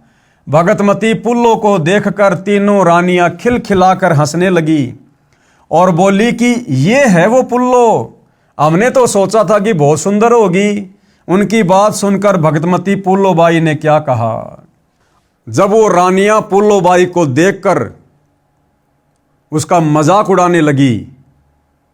तो पुल्लोबाई ने क्या कहा, भाई गहना बादा तन की शोभा, यो तन काचो बांडो, और बिना भजन के कुतिया बनोगी, वरना राम भजलो रांडो। क्या कहा, वस्त्र आभूषण तन की शोभा, कि ये जो सोने चांदी के गहने वगैरह तुमने पहन रखे ना, दुनिया भर के तड़कीले भड़कीले जो कपड़े पहन रखे ना, ये केवल तुम्हारे शरीर की सुंदरता और शोभा तक सीमित है, आत्मा का इनसे कोई लेना देना नहीं है। गहना बादा तन की शोभा, ये तन काचो भांडो, कि नादानो ये शरीर तो कच्चा मटका है। जैसे कच्चा मटका होता है, जरा सा ऊपर से नीचे गिर जाए तो फूट जाए, आग में गिर जाए तो जल के मर जाए, पानी में गिर जाए तो डूब के मर जाए, रोड पर एक्सीडेंट में मर जाए, बीमारी से मर जाए, लड़ाई झगड़े में मर जाए। तो संतों ने इस शरीर को, जो हाड़ मांस का पुतला है, इसको कच्चे मटके की संज्ञा दी है। वस्त्र आभूषण तन की शोभा, ये तन काचो भांडो, और भक्ति बिना बनोगी कुतिया, राम भजो न रांडो। क्या कहा पुल्लोबाई ने, प्यार प्रेम में जैसे दो सखियां आपस में कई दिनों बाद मिलती हैं और आपस में एक दूसरे को रांड कहकर भी संबोधित कर देती हैं। गांव में होता है भाई और बहनों, हम जब छोटे छोटे थे तो हमारी जो बड़ी बड़ी जो बहनें होती थी, आड़ोस पड़ोस वाली होती थी, तो कई बार कोई ससुराल से आती थी, गांव की लड़की से मिलती थी, भैंसों का गोबर डालने जाती थी या कुएं से पानी लेकर आती थी, रास्ते में मिलती थी, तो प्यार प्रेम में बातें किया करती थी कि हे रांड, अब की बार तो तू बहुत दिन बाद आई, तुझे तो हमारी याद ही नहीं आती, ससुराल में जाके रम गई। तो वहां पर रांड कहने का मतलब वो प्यार से कह रही है, हालांकि रांड एक गाली है, लेकिन उस समय वहां पर वो प्यार से कह रही है एक दूसरे को कि हे रांड, अब की बार तो तू बहुत दिनों में आई, लगता हमारे को भूल गई। तो पुल्लोबाई ने इसी प्रकार प्यार प्रेम से उनको समझाते हुए कहा कि नादानो, ये वस्त्र आभूषण तन की शोभा और ये तन काचो बांडो, कि जिस शरीर के ऊपर तुम ये धारण करके अपने आप को सुंदर मान के बैठी हो ना, इस शरीर का कोई भरोसा नहीं है, ये तो मिट्टी का मटका है, ना जाने कब फूट जाए। इस शरीर के रहते सहते, इस शरीर की शोभा, इस शरीर की गरिमा, इस शरीर की इज्जत भी इसी में है कि इस शरीर से हम भक्ति कर लें, परमात्मा का नाम जाप कर लें, सच्चे सतगुरु की शरण में आकर सतनाम का जाप कर लें। अगर ये नहीं किया तो अगले जन्म में काल तुम्हें कुतिया बना के छोड़ेगा, लक 84 योनियों में। फिर तुम्हें कौन सोने चांदी के गहने पहनाएगा, कौन तुम्हें महंगे महंगे वस्त्र पहनाएगा, नंगी बन के घूमोगी एक रोटी के टुकड़े के लिए, फिर ऐसी दुर्गति होगी। वस्त्र आभूषण तन की शोभा, ये तन काचो भांडो, भक्ति बिना बनोगी कुतिया, राम भजलो रांडो। भावार्थ, सुंदर वस्त्र तथा आभूषण शरीर की शोभा बढ़ाते हैं, ये शरीर तो नाशवान है, जैसे कच्चा घड़ा होता है, ये शरीर भी क्षणभंगुर है, न जाने किस कारण से, किस उम्र में और कब नष्ट हो जाए, कोड लग जाए तो नष्ट हो जाए। यदि भक्ति नहीं की तो अगले जन्म में कुतिया का जन्म पाओगी, फिर निवस्त्र भटकती फिरोगी, यानी नंगी होकर घूमती रहोगी फिर। इसलिए कहा है रांडो, अर्थात स्त्रियों भक्ति करो। रांड शब्द विधवा के लिए प्रयोग होता है, परंतु सामान्य रीति में स्त्रियां अपनी प्रिय सखियों को प्यार से संबोधित करने में प्यार भरी गाली के साथ प्रयोग किया करती हैं। अब शिक्षित होने पर यह शब्द प्रयोग नहीं होता है। भगतमती पुल्लोबाई ने सत्संग सुनाया और उसके बाद में उस बहन पुल्लोबाई ने उन रानियों को बैठाकर सत्संग सुनाया। हमने छोटी छोटी बातों का ध्यान रखना है भाइयों और बहनों।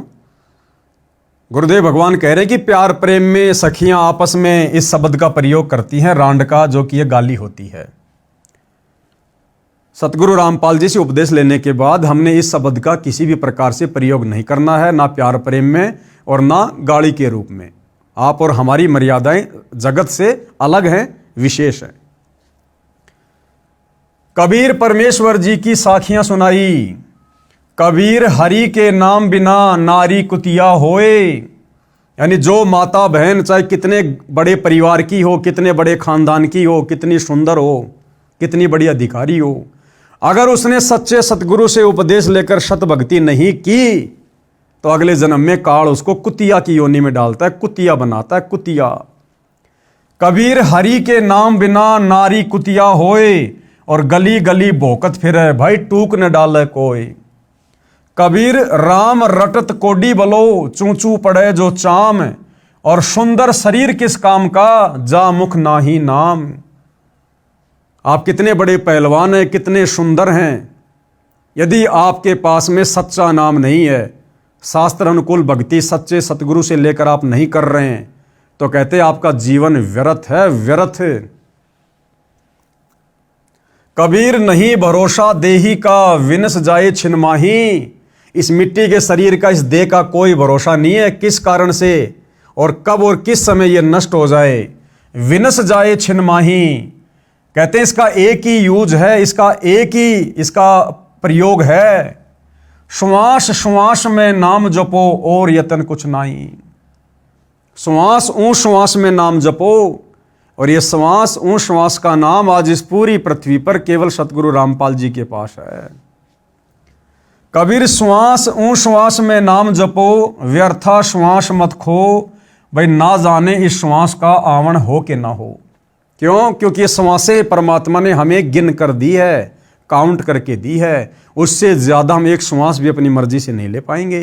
तो जब तक शरीर में श्वास है, सच्चे सतगुरु की पहचान करके, और वे पहचान तो हो चुकी है, सच्चे सतगुरु ने आकर खुद अपनी पहचान बता दी है। लाखों भगत उनके अनुयायी बनकर अपनी श्वासों का सदुपयोग कर रहे हैं। ये उन लोगों के लिए शिक्षा है जो लोग अभी सतगुरु रामपाल जी के संपर्क में नहीं हैं, उनके सत्संग सुनकर उनके भक्ति मार्ग से नहीं जुड़े हैं। गरीब सर्व सोने की लंका थी, रावण से रणधीरम। भाई एक पलक में राज्य गया, और जम के पड़े जंजीरम। परमात्मा हमें शिक्षा दे रहे कि नादानो, तुम तो ये छोटे मोटे 2-4 तोले के सोने के आभूषण पहनकर अपने आप को बहुत बड़े शहंशाह मान बैठे हो। कहते हैं लंका का राजा रावण, उसकी तो पूरी सोने की नगरी थी। रावण का महल गुरुदेव भगवान ने बताया सूक्ष्म वेद में 48 किलोमीटर ऊंची रावण के महल की सबसे ऊंची अटारी थी, 48 किलोमीटर। क्योंकि भैया 150 फुट तो उसकी हाइट थी, और कोई बड़ी बात नहीं है। उस समय सिद्धियां थी, सिद्धि शक्ति से वो अपने महलों में ऊपर नीचे आया जाया करते थे। क्योंकि रावण ने अपनी सिद्धि शक्ति से खुद भी उड़कर अपनी सेना को उड़ाकर और देवताओं के ऊपर धावा बोल दिया था। तो इसी प्रकार से वो सिद्धि शक्ति से अपने महल के ऊपर आया जाया करता था। जैसे आजकल लिफ्ट वगैरह लग गई है, उस समय सिद्धि शक्ति से आया जाया करते थे। तो रावण की तो 48 किलोमीटर ऊंची पूरी की पूरी लंका, उसका महल सोने का था, सोने का। कहते अंत समय में बिना भक्ति के वो एक सुई की नोक जितना सोना भी साथ नहीं ले जा सका, और अंत में कुत्ते वाली मौत हुई, दुर्गति से मरा वो बिना भक्ति के। तो आप और हमारी क्या औकात है कलयुग के जीवों की? आप और हमारे शरीर का इतना वजन नहीं है। इतना तो रावण एक बार में पेशाब कर दिया करता था, पेशाब। तो भाई और बहनों, आप और हमने इस मान बढ़ाई से, अहंकार से, दिखावे से दूर हटकर, और परमात्मा ने हमें जो दुनिया का सबसे अनमोल धन दे दिया, जो धन रावण के पास भी नहीं था, कंस के पास भी नहीं था, दुर्योधन के पास भी नहीं था। बड़े बड़े ऋषि मुनि महात्मा जंगलों में जा जाकर शरीर को गला गला के मर गए। बड़े बड़े साधु संत महात्मा ऋषि मुनि जंगलों में जा जाकर भक्ति कर करके शरीर को गला गला कर नष्ट हो गए। उनको भी ये धन नहीं मिला जो भक्ति रूपी धन, शास्त्र अनुकूल सत भक्ति रूपी धन आज सतगुरु रामपाल जी ने आप और हमें दे दिया। तो क्या मान बढ़ाई, क्या अहंकार, क्या दिखावा। अब तो अपनी आत्मा का कल्याण करवाना चाहिए, परमात्मा की भक्ति करनी चाहिए। सर्व सोने की लंका थी, रावण से रणधीरम, एक पलक में राज्य गया, जम के पड़े जंजीरम। गरीब मर्द गर्द में मिल गए, रावण से रणधीरम, कंस केश चानूर से हिरणाकुश बलबीरम। गरीब तेरी क्या बुनियाद है, जीव जन्म धर लेत, गरीब दास हरिनाम बिन खाली रह जा खेत। कि है नादान प्राणी, ये रावण, कंस, दुर्योधन, इनके आगे तेरी क्या औकात है। इनके पास तो सब कुछ था, इनके पास में तो बल भी था, धन भी था, सेना भी थी, सिद्धियां भी थी, और बिना भक्ति के अंत में इनकी भी कुत्ते वाली मौत हुई। फिर वर्तमान के कलयुग के इंसान, तेरे पास भला है क्या? ना तू शरीर में उनके जैसा, ना तू धन में उनके जैसा, ना तेरे पास कोई सिद्धियां हैं। फिर तू किस बात का अहंकार कर रहा है, घमंड कर रहा है? हाथ में 5,000 का चांदी का ब्रासलेट बनवा लिया, दिन में 10 बार हाथ के झटके मार मार लोगों को दिखा रहा है, 2-4 अंगूठियां बनवा ली हैं। एक छोटा सा चुटकुला है कि दिखावा कितनी बुरी चीज है। एक व्यक्ति अपने ससुराल चला गया, पुराने समय की बात है, और उस समय जब रिश्तेदार आते थे तो चावल के ऊपर चीनी वगैरह डाल के, बूरा ऊपर से देसी घी डाल के खिलाया जाया करता था। तो सास ने अपने दामाद को थाली में चावल डाल दिए, घी डाल दिया, शक्कर डाल दी, और वो खाने लगा। और जिस हाथ से खाना खाना था उसने उसी हाथ में सोने की अंगूठी पहन ली कि सासू माँ देखेगी, बड़ी खुश होगी कि दामाद जी तो बहुत ज़्यादा पैसे कमाते हैं, देखो सोने की अंगूठी पहन रखी है। तो सास को दिखाने के लिए उसी हाथ से चावल खाने लगा, उसी हाथ से। सास का ध्यान उधर गया नहीं। जब चावल खत्म हो गए तो सास ने कहा, जी चावल और डालूं? तो उसने उसी उंगली से इशारा किया कि यहां डालो, यहां। तो सास ने वहां डाल दिए, वो भी उसने खा लिए। फिर कहा सास ने, जी चावल और डालूं? उसने उसी उंगली से इशारा किया कि यहां डालो, यहां यहां। वो सोच रहा था कि सासू माँ मेरी उंगली को देखेगी तो प्रशंसा करेगी। सासू ने ध्यान नहीं दिया। ऐसा तकरीबन 4-5 बार हुआ। अंत में सासू की नजर गई उसकी उंगली पर, चमचमाती हुई सोने की अंगूठी पर। तो सासू ने कहा, हो दामाद जी ने लगता है नई सोने की अंगूठी बनवा ली। तो दामाद ने कहा कि हे सासू माँ, इस अंगूठी की प्रशंसा अगर तू पहले कर देती, पहले देख लेती, तो ना तो तेरे चावलों का नाश होता और ना मेरे पेट का सत्यानाश होता, दोनों का नुकसान हो गया। तो कहने का मतलब है भाई और बहनों, हमने ये व्यर्थ का दिखावा नहीं करना, इसमें केवल नुकसान ही नुकसान है। अब गुरुदेव भगवान ने इन वाणियों का क्या सरलार्थ किया है। कबीर परमेश्वर जी ने अध्यात्म का विधान बताया है, यानी परमात्मा का ये नियम है। कहा है कि जो स्त्री भक्ति नहीं करती वह अगले जन्म में कुतिया का जीवन प्राप्त करके गली गली भोंकती फिरती है। कोई उसको भोजन का टुकड़ा भी नहीं डालता।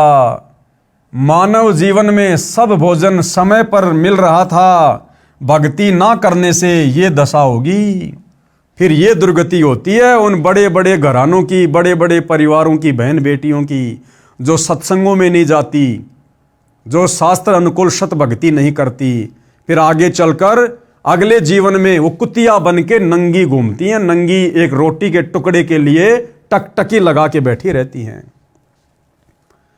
परमात्मा की भक्ति कुष्ठ रोगी क्या होता है? जिसके शरीर की खाल भी कट कट कर गिर रही है, उससे रक्त निकल कर गिर रहा है। कहते अगर ऐसा व्यक्ति भी परमात्मा की भक्ति करता है तो बहुत अच्छा है। भक्ति करने से उसका कुष्ठ रोग भी ठीक हो जाएगा और उसका भविष्य भी उज्जवल होगा। और जो भक्ति नहीं करता वो चाहे सुंदर शरीर वाला भी क्यों ना हो, उसका सुंदर स्वस्थ शरीर किसी काम का नहीं। इस जन्म में भी रोगी हो जाएगा, अस्वस्थ हो जाएगा, और मरने के बाद गधे कुत्ते के शरीर मिलेंगे, कुत्ता बनेगा, पूरे शरीर पर खुजली होगी, कीड़े पड़ेंगे। ऐसी दुर्गति उन व्यक्तियों की होती है जो व्यक्ति मनुष्य शरीर में सत भक्ति नहीं करते।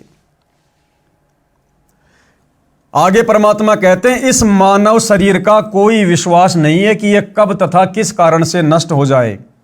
इसे बचाकर नहीं रखा जा सकता। इसका एक उपाय है, भक्ति करो, इतना सुमरण करो कि एक श्वास भी नाम के जाप बिना खाली ना जाए। श्वास छोड़ते समय तथा लेते समय प्रत्येक श्वास में नाम जाप करो। यानी श्वास ऊ श्वास में नाम जपो, व्यर्था श्वास न खोए। श्वास को नाम के जाप बिना व्यर्थ में ना खो। इस श्वास का ज्ञान नहीं है, ये अंदर गया है तो बाहर आएगा कि नहीं आएगा। इसलिए गफलत ना करके भक्ति में लग जाओ। यदि आपके पास धन है और सुविधाएं भी हैं, इनके कारण भक्ति करना कभी मत भूलना। श्रीलंका के राजा रावण के पास अत्यधिक धन था, उसने सोने के मकान बना रखे थे और खुद भी योद्धा था, परंतु श्री रामचंद्र के साथ युद्ध हुआ, मारा भी गया और वो सोना भी लूट लिया गया और राज्य भी गया। ये सब एक पलक में हो गया, यानी राम जी के तीर से मारा गया। कुछ ही समय में सब कुछ नष्ट हो गया तथा यम के दूत यानी मृत्यु देवता के नौकर उस रावण को जंजीरों में बांध कर ले गए, नरक में डाला गया। वो रावण, जिस रावण ने ऊपर के लोकों पर आक्रमण करके 33 करोड़ देवी देवताओं को अपनी कैद में डाल रखा था, मृत्यु के बाद सत भक्ति ना करने के कारण उस रावण की ऊपर यमलोक में फिर दुर्गति हुई, नरक में डाला गया। नरक में यम के दूत मरने के बाद जंजीरों में जकड़ कर ले गए, जंजीरों में। तो आप और हम इस कलयुग के 2 कोड़ी के जीव, ना हमारे पास में कोई धन है ना कोई बल है, फिर आप और हमारी भला क्या औकात है कि भक्ति बिना हम सही तरीके से रह सकते हैं, हमारा भविष्य उज्जवल हो सकता है। तो रावण की तो सोने की लंका भी लास्ट में लूट ली गई। बहुत सारे भाई बहन अज्ञानता में कह देते हैं कि रावण के मरने के बाद में सोने की लंका का क्या हुआ, वो सोना कहाँ चला गया। तो दास एक बार सुन रहा था सोशल मीडिया पर, अनिरुद्धाचार्य से कोई सवाल कर रहा था कि जी रावण की मृत्यु के बाद में सोने की लंका का क्या हुआ। तो किसी ने कहा कि सोने की लंका तो जला दी गई थी।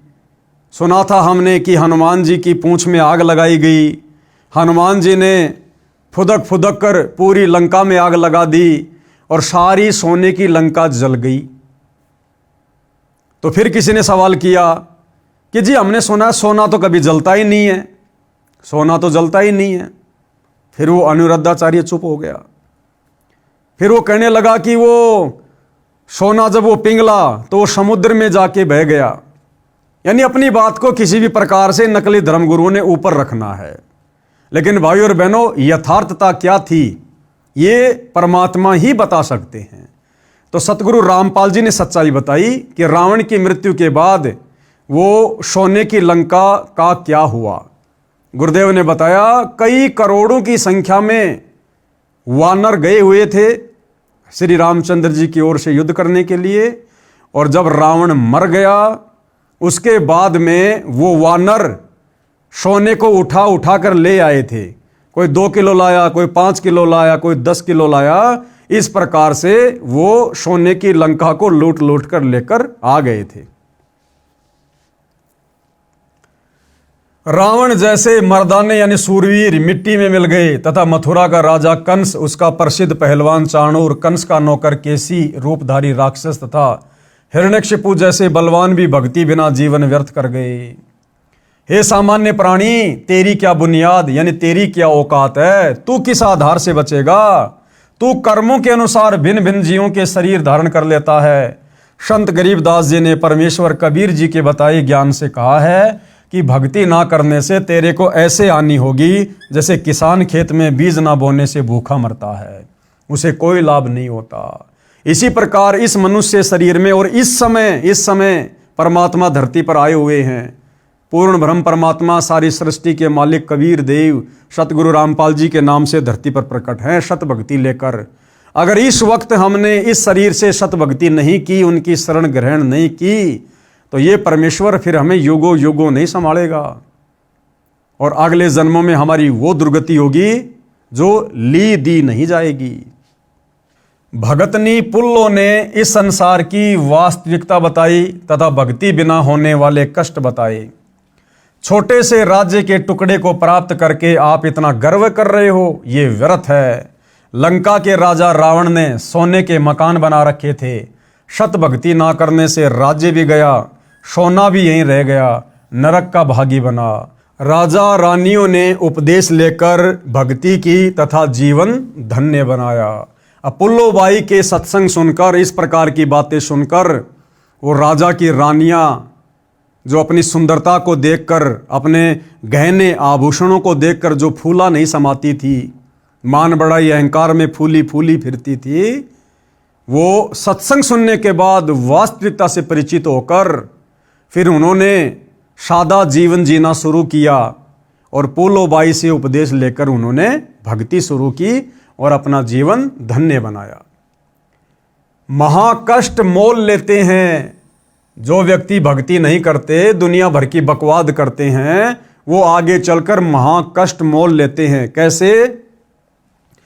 एक व्यक्ति ने दीक्षा लेने के बाद बताया कि मेरे साले ने लड़की का रिश्ता करना था, लगभग 10 लाख के सोने के आभूषण बनवाए, कीमती सामान, कपड़े, फ्रिज, एसी, मोटरसाइकिल, सिलाई की मशीन आदि लाकर रखे, जो कानून से बचने के लिए लड़के वालों के घर विवाह से 1 महीना पहले देकर आने थे, क्योंकि विवाह के समय नहीं ले दे सकते, कानूनी गलत है, यानी कानून के आधार से दहेज लेना देना गलत है। इसलिए वो बचने के लिए और सारा का सारा सामान इकट्ठा करके ले आया और वो सामान उसने महीने भर पहले लड़के वाले के घर पर पहुंचाने थे। जिस दिन भेजने थे उसी रात्रि में 10-12 व्यक्ति आए, 4 व्हीलर लेकर गया था, सारा सामान लाद कर ले गए, यानी चोर आए और सारा सामान निकाल कर ले गए। घर वालों ने सोचा कि मंगतराम यानी साले का नाम सामान लेकर जा रहा है, सब सोते रहे। सुबह मंगतराम उठा तो घर खाली था, पता चला तो पेट पकड़कर बैठ गया, भेद भी नहीं लगा। घर गांव से बाहर की ओर था, गांव का अंतिम घर था, कर्ज लिया, इतना ही सामान फिर लाया, हाथों हाथ आगे पहुंचाया। ये गलत रीति रिवाज के कारण महाकष्ट मोल ले रखा है। ऐसी ऐसी अनेकों घटनाएं होती हैं। ये दुख सब पुराने रीति रिवाजों परंपराओं की देन है। यानी आज व्यक्ति जो इतना दुखी है सामाजिक लेन देन में परंपराओं के कारण, ये सब क्यों है? ये पुरानी परंपराएं जो अज्ञानता में हमारे पूर्वजों ने देखा देखी में, भेड़ चाल में अपने ऊपर लागू कर रखी थी। अपने पूर्वजों से देखकर भेड़ चाल में आप और हमने अपने ऊपर लाद रखी थी और इन्हीं परंपराओं के बोझ तले दबकर आप और हम भी इसी प्रकार से मरकर जाने वाले थे। लेकिन सतगुरु रामपाल जी भगवान ने दया करी, मेहर करी, हमें सत ज्ञान से परिचित करवाया, हमें सत भक्ति प्रदान की और इन व्यर्थ की सामाजिक परंपराओं से हमें दूर किया। ये दुख सब पुराने रीति रिवाजों परंपराओं की देन है जो हमने स्वयं लाद रखा है। हम संत रामपाल जी के अनुयायी इसको नहीं लादते, यानी हम इन परंपराओं के चक्कर में नहीं पड़ते। ये दहेज लेना देना, दुनिया भर के आभूषण वगैरह, कपड़े लत्ते ब्याह शादी में बनवाना, ये पंडित का खर्चा करना, बारात वगैरह लेकर जाना, हम कुछ नहीं करते। बेटी का विश्वास परमात्मा पर दृढ़ करते हैं जो सत्य भी है कि बेटी जो तेरे भाग्य में होगा वो तेरे को मिलेगा। माँ बाप के लेने देने से तेरा जीवन नहीं चलेगा, तेरी जिंदगी नहीं चलेगी। अगर तू परमात्मा की भक्ति करेगी, मर्यादा में रहेगी, तो परमात्मा भला तुझे किस चीज के भरोसे रहने देगा? जो भगवान राजाओं को राज दे रहा है, देवताओं को देवपद दे रहा है, जब आप उस भगवान की भक्ति करोगी तो भगवान आपके लिए क्या कमी छोड़ देगा? तो हम बेटी को इस प्रकार से समझाते हैं और बेटी को सतगुरु से उपदेश दिलाकर परमात्मा से जोड़ते हैं, फिर बेटी को उसका भाग्य मिलता है। बेटी का विश्वास परमात्मा पर दृढ़ करते हैं जो सत्य भी है। हमारी बेटियों तथा बेटों में परमात्मा के संविधान की पूर्ण रूप से समझ है, यानी भक्तों के बच्चे भी सतगुरु से उपदेश लेकर सत्संग सुनकर परमात्मा के विधान से पूर्णतया परिचित हैं। ना भगत का बेटा शादी के समय डिमांड करता है और ना ही बेटी का बाप रमेणी यानी शादी के समय 1 रुपया लड़के वाले को देता है और दोनों खुश रहते हैं। संत गरीबदास जी गांव छुडानी जिला झज्जर हरियाणा वाले ने कहा है, तुमने उस दरगाह का महल नहीं देखा, धर्म राय के तिल तिल का लेखा। तुमने यानी है इंसान उस दरगाह यानी परमात्मा के दरबार का जहाँ पर सबका न्याय होता है, ब्रह्मा विष्णु महेश का, देवी देवताओं का, जहाँ पर सबका न्याय होता है। कहते तुमने उस भगवान का दरबार नहीं देखा, वहाँ पर तिल तिल का लेखा है। अगर किसी से व्यर्थ में लिया, किसी को व्यर्थ में दिया, वो चाहे किसी परंपरा के तहत हो, चाहे किसी रिवाज के तहत हो, कहते हैं वो चुकाना पड़ेगा अगले जन्मों में। अर्थात संत गरीबदास जी ने कहा कि आपने धर्मराय यानी परमात्मा का न्यायाधीश का महल न्यायालय नहीं देखा, जहां पर एक एक तिल यानी दाने दाने पैसे पैसे का लेखा यानी अकाउंट होता है। एक कथा जो सब शंकाओं का समाधान कर देगी। अब इसी विषय पर गुरुदेव भगवान हमें एक कथा सुना रहे हैं। एक लेवा एक देवा दूतम, कोई किसी का पिता न पूतम। इस संसार में कोई किसी का बाप बना हुआ है, कोई किसी का बेटा बनकर जन्म रहा है, कोई किसी की माँ है, कोई किसी की बेटी है। यानी आपस में हम जितने भी रिश्ते नातों में बंधे हुए हैं, ये क्या है भाई और बहनों? ये हमारे पूर्व जन्मों के संस्कार हैं। ये संस्कार क्यों बने, कैसे बने? इसी प्रकार एक दूसरे से लेने देने के चक्कर में बने। किसी का हमने खा लिया, किसी ने हमारा खा लिया, और ये सोचकर निश्चिंत बैठे थे कि बस कुछ नहीं होगा। लेकिन तुमने उस दरगाह का महल नहीं देखा, धर्मराय के तिल तिल का लेखा। वो पिछले जन्म का चढ़ाया हुआ ऋण आज वर्तमान में हम एक दूसरे के रिश्तेदार बनकर हम उसको पूरा करने में लगे हुए हैं। हमने जिसका पूर्व जन्मों में हड़पा था, खाया था, लेकर दिया नहीं, आज हम उसका चुका रहे हैं। आज वो दामाद बनकर लेकर जा रहा है, दहेज लेकर जा रहा है, साथ में बेटी लेकर जा रहा है। और जिसने हमारा पिछले जन्म में खाया था, आज वो हमारा ससुर बनकर बेटी भी देगा और धन भी देगा। तो क्यों ना हम इन संस्कारों को ही खत्म कर दें। अगर हम वर्तमान में कोई लेन देन इस प्रकार का करेंगे नहीं जो हमारे ऊपर ऋण का कारण बने, तो अगले जन्मों में फिर हम चुकाएंगे किसका? और तभी हम भक्ति करके यहां से मुक्त हो सकते हैं। तो इस विषय पर गुरुदेव भगवान एक कथा सुना रहे हैं। एक लेवा एक देवा दूतम, कोई किसी का पिता न पूतम। एक किसान के घर एक पुत्र उत्पन्न हुआ। पुत्र 8 वर्ष का हुआ तो पत्नी की मृत्यु हो गई। किसान के पास 16 एकड़ जमीन थी। कुछ वर्ष के बाद किसान ने दूसरी शादी की। उस पत्नी से भी एक पुत्र उत्पन्न हुआ। कुछ वर्ष पश्चात उस पत्नी की भी मृत्यु हो गई। किसान का प्रथम पत्नी वाला पुत्र 16 वर्ष का हुआ, उसका विवाह कर दिया। किसान की भी मृत्यु हो गई। इस कथा को समझने के लिए शुरू से थोड़ा ध्यान से समझना होगा। एक किसान था और उसको एक पुत्र उत्पन्न हुआ। जब उसका बेटा 8 साल का हुआ तो उस किसान की पत्नी की मृत्यु हो गई। किसान ने अपने छोटे बेटे के लालन पालन के लिए दूसरी शादी कर ली। दूसरी औरत से भी एक लड़का उत्पन्न हुआ और वो दूसरी औरत भी मर गई। यानी उस परिवार में बच गया किसान और किसान के 2 बेटे, जो कि किसान की दोनों पत्नियों से पैदा थे। बड़ा बेटा 16 साल का हुआ तो उसकी शादी कर दी गई। जब बड़े बेटी की शादी हुई तो किसान की भी मृत्यु हो गई। यानी अब उस परिवार में कौन बच गया? वो किसान का बड़ा बेटा, उसकी पत्नी और किसान का छोटा बेटा। 3 सदस्य परिवार में रह गए। छोटा लड़का 10-12 वर्ष की आयु में रोगी हो गया। अब उस बड़े भाई का जो छोटा भाई था वो 10-12 साल का होते ही रोगी हो गया। कुछ दिन उपचार करवाया।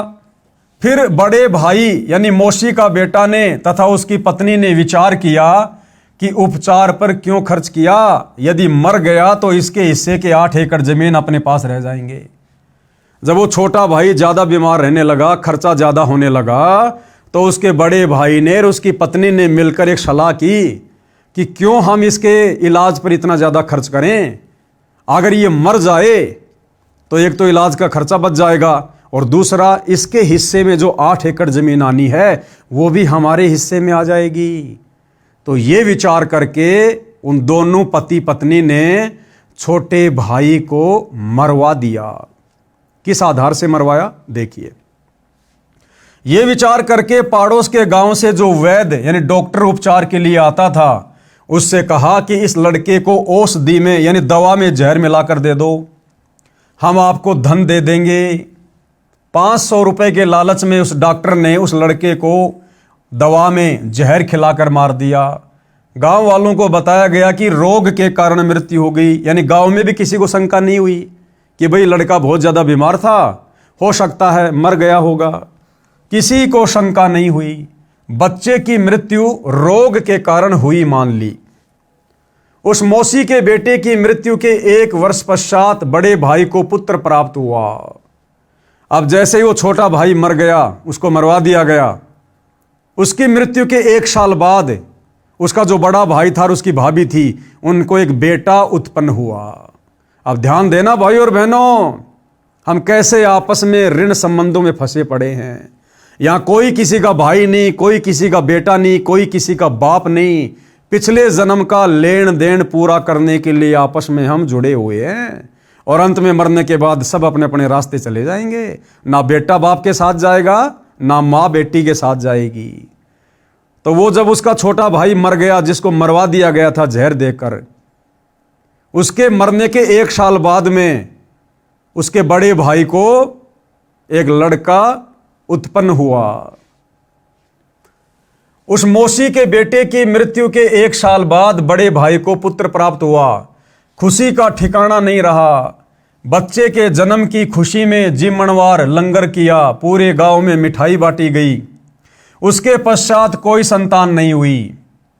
इकलौते पुत्र को प्रेम से पाला, अच्छा घी दूध दही खिला पिलाकर हष्ट पुष्ट कर दिया। 16 वर्ष की आयु में विवाह कर दिया गया। उस समय बाल विवाह को गर्व की बात माना जाता था। वो लड़का रोगी हो गया। डॉक्टर पर डॉक्टर बुलाए, महंगे से महंगी औषधि खिलाई, परंतु व्यर्थ रहा। उस समय 1 महीने में 1-1 हजार की दवा खिलाई गई। हीरा तथा मोती भस्म भी औषधि में खिलाकर लड़के को खिलाया गया, जिस कारण से 8 एकड़ जमीन भी बेचनी पड़ी। जिस 8 एकड़ जमीन के चक्कर में उस बड़े भाई ने छोटे भाई को मरवा दिया था, अपने बेटे के इलाज पर वो 8 एकड़ जमीन भी बेचनी पड़ गई। और भाइयों और बहनों, वो लड़का कौन था जो उस घर में पैदा हुआ था? वो उसका वही भाई था जो उन्होंने जहर देकर मरवा दिया गया था। वो अपना बदला लेने के लिए फिर से वापस उसी घर में उसके बेटे के रूप में जन्मा, जिस कारण से 8 एकड़ जमीन भी बेचनी पड़ी। परंतु रोग घटने की बजाय बढ़ता ही चला गया और अंतिम दिन आ गया। लड़के का पिता चिंतित अवस्था में पुत्र के पास बैठा था। उसी समय लड़का बोला, भाई साहब। उसका बेटा अपने बाप को क्या कहता कि भाई साहब। अब वो बाप ने सोचा कि बेटा बहुत ज्यादा रोगी हो गया, दिमाग से डिस्टर्ब हो गया, लगता है पागल हो गया, मुझे पहचान भी नहीं रहा। अपने पिता को कह रहा है भाई साहब। तो बाप बोला, बेटा मैं तेरा भाई साहब नहीं हूं, मैं तेरा बाप हूं, तेरा पिता हूं।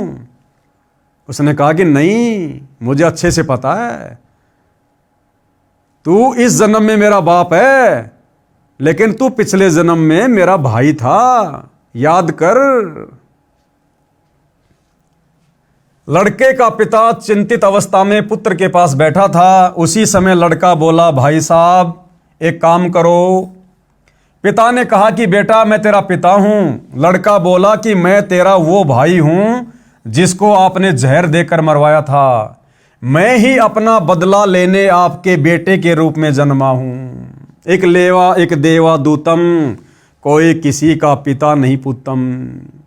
पति पत्नी के रिश्ते, माता पिता के रिश्ते, भाई बहन के रिश्ते, आपस में रिश्तेदार, हम सब पिछले जन्म में एक दूसरे का लेकर या किसी को देकर बैठे हुए हैं।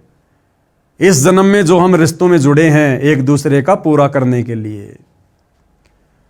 उस लड़के की माता जी भी वहीं विराजमान थी। लड़का बोला कि 8 एकड़ जमीन मेरे हिस्से की थी, वो मैंने वसूल कर ली कि तुमने मुझे जो मरवाया था ना जहर देकर 8 एकड़ जमीन के चक्कर में, देख इस जन्म में तेरा लड़का बनकर और रोगी होकर मैंने अपने इलाज पर मेरे हिस्से की 8 एकड़ जमीन बिकवा दी, मेरा हिस्सा मैंने पूरा करवा दिया। अब केवल कफन तथा लकड़ियों का हिसाब शेष है, यानी अब मेरी मरने की तैयारी है, कफन का और लकड़ियों का हिसाब किताब और बाकी है, वो पूरा कर लो, उसकी तैयारी करो। ये बात सुनकर पिता और भाई का मुख फटा का फटा रह गया। अब ये बातें सुनकर वो तो हक्का बक्का रह गए कि भैया ये बात तो हमारे अलावा किसी को पता ही नहीं थी, इस बच्चे को कहां से पता चली। तो उनका भी पक्का यकीन हो गया कि ये तेरे घर में जो लड़के के रूप में जन्मा है ये तेरा वही भाई है। ये बात सुनकर पिता और भाई का मुख फटा का फटा रह गया। अपने किए पर दोनों पति पत्नी ने पश्चाताप किया। परमात्मा का विधान अटल है। कौन सा विधान? एक लेवा एक देवा दूतम, कोई किसी का पिता न पुतम, ऋण संबंध जुड़े सब नाता, अंत समय सब बारह बाटा। बड़े भाई ने पुत्र रूप में जन्मे छोटे भाई से प्रश्न किया कि हमने लालच में आकर जो पाप किया हमें तो परमात्मा ने फल दे दिया। क्या फल दे दिया? कि हमारे तो तू एक ही बेटा था, उसके बाद कोई संतान हुई नहीं, तो हमारा तो कोई खानदान कोई वंश चलाने वाला भी नहीं मिला, बुढ़ापे में हमारी कोई सेवा करने वाला भी नहीं बचा, तो हमें तो हमारे किए का फल मिल गया। अब भाइयों और बहनों, ये फल तो केवल यहां मिला। उस कर्म की जो मुख्य सजा है, जो बड़ा दंड है, वो तो शरीर छूटने के बाद धर्मराज के दरबार में नरक में डालकर मिलेगा। हमें तो परमात्मा ने फल दे दिया। जिस मकसद के लिए आपकी जान ली थी वह 8 एकड़ जमीन गई तथा अन्य संतान है नहीं, और ये शेष जमीन कोई और ही लेगा। हमारा तो नाश हुआ सो हुआ, ये तो होना ही चाहिए था। यानी उनको भी फिर दुख हुआ, पश्चाताप हुआ जो कर्म उन्होंने किया था। परमात्मा ने न्याय किया, परंतु जो लड़की आपकी पत्नी रूप में आई थी, इसने कौन सा अपराध किया है जिस कारण से यह सती प्रथा के तहत आपके साथ जिंदा जलाई जाएगी? अब उसके बड़े भाई ने क्या कहा कि भाई हमने जो किया उसका फल तो हमें परमात्मा ने दे दिया, हमारे तो परिवार का सत्यानाश हो गया, वंश चलाने वाला भी कोई नहीं बचा।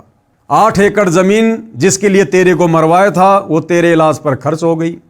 8 एकड़ हमारे हिस्से की, हमारे संतान है नहीं, तेरे मरने के बाद भाई बंधु खाएंगे पिएंगे उसको। लेकिन एक बात बता, हमने जो किया उसकी सजा तो हमें भगवान ने दे दी, लेकिन भाई तेरी शादी करके जो ये लड़की घर में आई हुई है, अब तेरे मरने के बाद में सती प्रथा के तहत इसको भी तेरी चिता पर जिंदा जलाया जाएगा। मुझे यह बता कि इसको कौन से कर्म की सजा मिलेगी? लड़के ने क्या बताया? इसके साथ भगवान ने अन्याय किया है। छोटा भाई उर्फ बेटा बोला कि मेरी मौत के 2 वर्ष पश्चात वो डॉक्टर भी मर गया था जिसने मुझे 500 रुपए के लालच में जहर देकर मारा था। ये पत्नी वही डॉक्टर वाली आत्मा है। अब इसको वो फल मिलेगा कि जिस डॉक्टर ने 500 रुपए के लालच में आकर और मुझे दवा में जहर देकर मारा था ना, मेरी पत्नी के रूप में वही डॉक्टर वाली आत्मा आई हुई है। अब इस नादान को उस 500 रुपए के लालच में जो इसने मुझे मार दिया था, अब इसको मेरी चिता पर जिंदा जलाकर मारा जाएगा। तुमने उस दरगाह का महल नहीं देखा, धर्मराज के तिल तिल का लेखा। अब ये जिंदा जलाई जाएगी। उस समय सती प्रथा जोरों पर थी। पति की मृत्यु के बाद पत्नी को जिंदा उसी चिता में जलाया जाता था। अब समझाना क्या चाहते हैं भाई और बहनों हमें गुरुदेव भगवान? प्रिय पाठ को विचार करो, परमात्मा की दृष्टि से कुछ नहीं छुपा है। जैसा करेगा वैसा भरना पड़ेगा। प्रत्येक परिवार इसी प्रकार संस्कार के कारण एक दूसरे से जुड़ा है। कोई पूर्व जन्म का कर्ज उतारने के लिए जन्मा है तो कोई पूर्व जन्म का कर्ज लेने के लिए जन्मा है। अनेकों उदाहरण है। कैसे? पिता ने लड़के को पढ़ाया, शादी से 2 दिन पहले दुर्घटनाग्रस्त होकर मर गया। वह अपना कर्ज पिता से लेने आया था। बेटा जवान हुआ, कार्य करके निर्वाह करने लगा। पिता रोगी हो गया, लाखों रुपए लगे, व्यर्थ रहे और मर गया। ये पिता पिछले जन्म का कर्ज लेने आया था, कुछ देने आया था। लड़की का विवाह किया, 2 साल के बाद लड़की मर गई, बहुत दहेज दिया था। वह दामाद पूर्व जन्म के ऋण के बदले में लड़की भी ले गया और धन भी ले गया। वर्तमान में जो किसी के साथ धोखा करके धन हड़प लेते हैं, वह धन अगले जन्म में दामाद बनकर वसूलेगा। परमात्मा का अटल विधान है, बुद्धिमान को संकेत ही पर्याप्त है। यानी समझदार भाई बहनों को तो संकेत ही पर्याप्त है। अपना मेहनत करके खाओ, नेक नीति ईमानदारी से खाओ। व्यर्थ में शादी विवाह में दहेज वगैरह लेना देना बंद कर दो, अन्यथा तुमने उस दरगाह का महल नहीं देखा, धर्मराज के तिल तिल का लेखा। रिश्वत लेना देना, चोरी ठगी काला बाजारी मिलावट करना छोड़ दो। ये चुकाना पड़ेगा यहीं भी और अगले जन्म में भी। गधा कुत्ता शुअर बनकर उस व्यक्ति के घर में बैल बनकर आएगा, ऊंट बनकर आएगा, सारा दिन खेत में काम करेगा, वो चुकाना पड़ेगा। किसी के घर में भैंस बनकर जन्मेगा, किसी का गधा बनकर जन्मेगा, सारा दिन मिट्टी ढोएगा, वो पिछले जन्म का कर्जा पशु योनि में भी चुकाना पड़ेगा। तो समझदार व्यक्ति कभी ऐसी आपत्ति मोल नहीं लेता। उपरोक्त केवल कथा नहीं है, यह हकीकत है। कोई ये कहता है कि ये तो डराने के लिए कथा बनाई है, किसने देखा है क्या होगा। तो गुरुदेव कह रहे हैं जैसे चोर को कोई व्यक्ति समझाते हैं कि भाई चोरी मत किया कर, जब पकड़ा जाएगा तो पहले तो जनता पिटाई करेगी, फिर पुलिस पीटेगी और जेल में भी कष्ट उठाना पड़ेगा। अब यदि कोई कहे कि ये तो चोर को डराने के लिए कहा है, किसने देखा है कि आगे क्या होगा।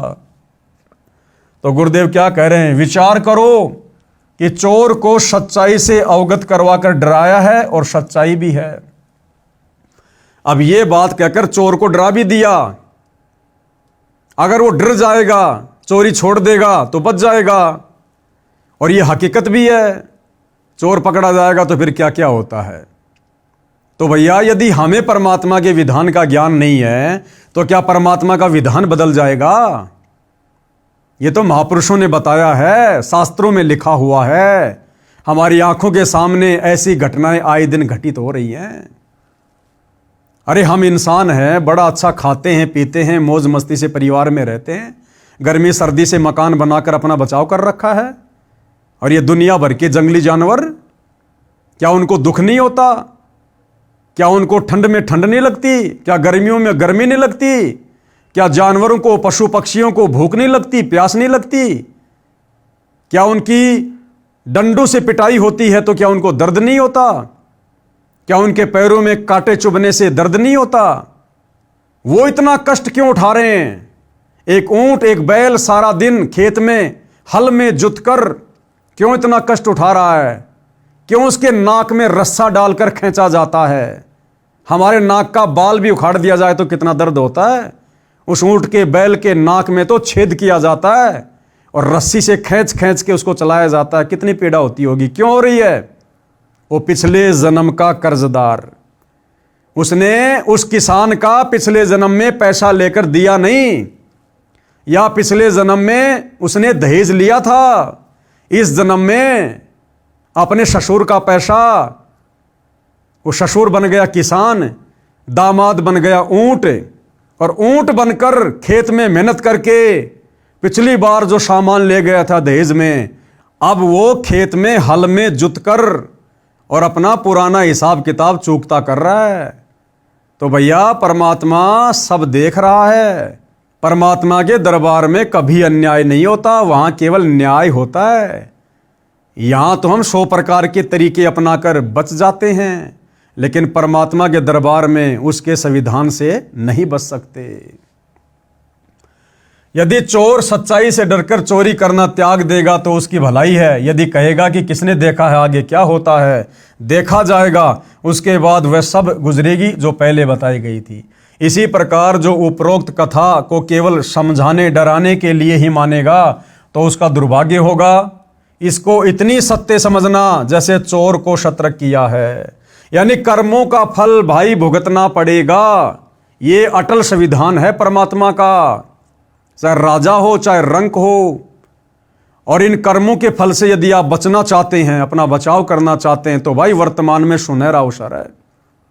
कर्मों को काटने वाला, बंधनों के कर्मों को काटने वाला बंदी छोड़ कबीर भगवान संत रामपाल जी के नाम से धरती पर प्रकट है।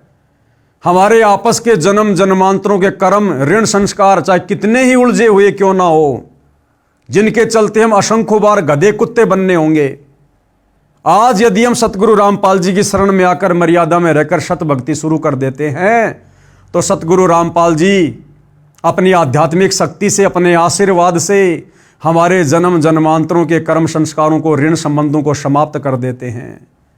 और इसी जन्म में हमारे को मोक्ष भी देंगे। दोबारा ना इस गंदे लोक में हमारा जन्म होगा, ना हम कभी गधे कुत्ते सुअर बनेंगे, सचखंड को जाएंगे, मोक्ष प्राप्त करेंगे। और इसके अलावा कोई बचाव नहीं है, कोई विकल्प नहीं है। लेखक ने यह कथा सन 1978 में एक पशुओं के डॉक्टर से सुनी थी, जो किसान के 2 पुत्रों वाली कथा ऊपर बताई है। वह इस कथा को अपने पास बैठने वाले को अवश्य सुनाता था, परंतु अमल कतई नहीं करता था। 10 रुपए की दवाई देकर 4 डिस्टिल्ड वाटर के इंजेक्शन लगाकर 200-300 रुपए वसूलता था। फिर शाम को मिलता तो अपने कारनामे भी बताता था कि यदि कम रुपए लूंगा तो भैंस वाला यह समझेगा कि अच्छी दवाई नहीं दी। भैंस को स्वस्थ तो 10 रुपए की दवा से ही हो जाना था। विचार करें कि ऐसे व्यक्तियों की कथनी और करनी में क्या अंतर है, तो उनके द्वारा सुनाई इन कथाओं का अन्य पर कैसे प्रभाव होगा। अर्थात ये कथा सुनाने का अधिकारी वही है जो खुद इन कथाओं पर अमल करता हो, इन कथाओं को समझकर अपने जीवन सफर पर चलता हो।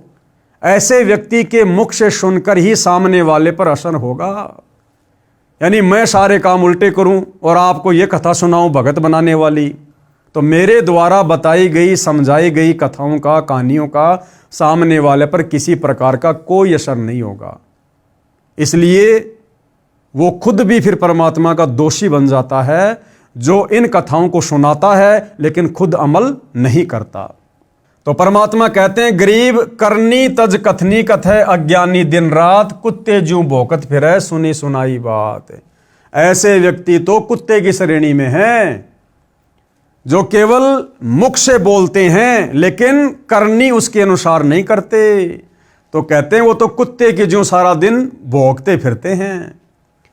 संत गरीबदास जी ने कहा है कि जो ज्ञान की बातों के अनुसार क्रिया नहीं करते, जो अन्य को सुनाते हैं, वे अज्ञानी व्यर्थ में कुत्ते की तरह सुनी सुनाई बातें बकते रहते हैं।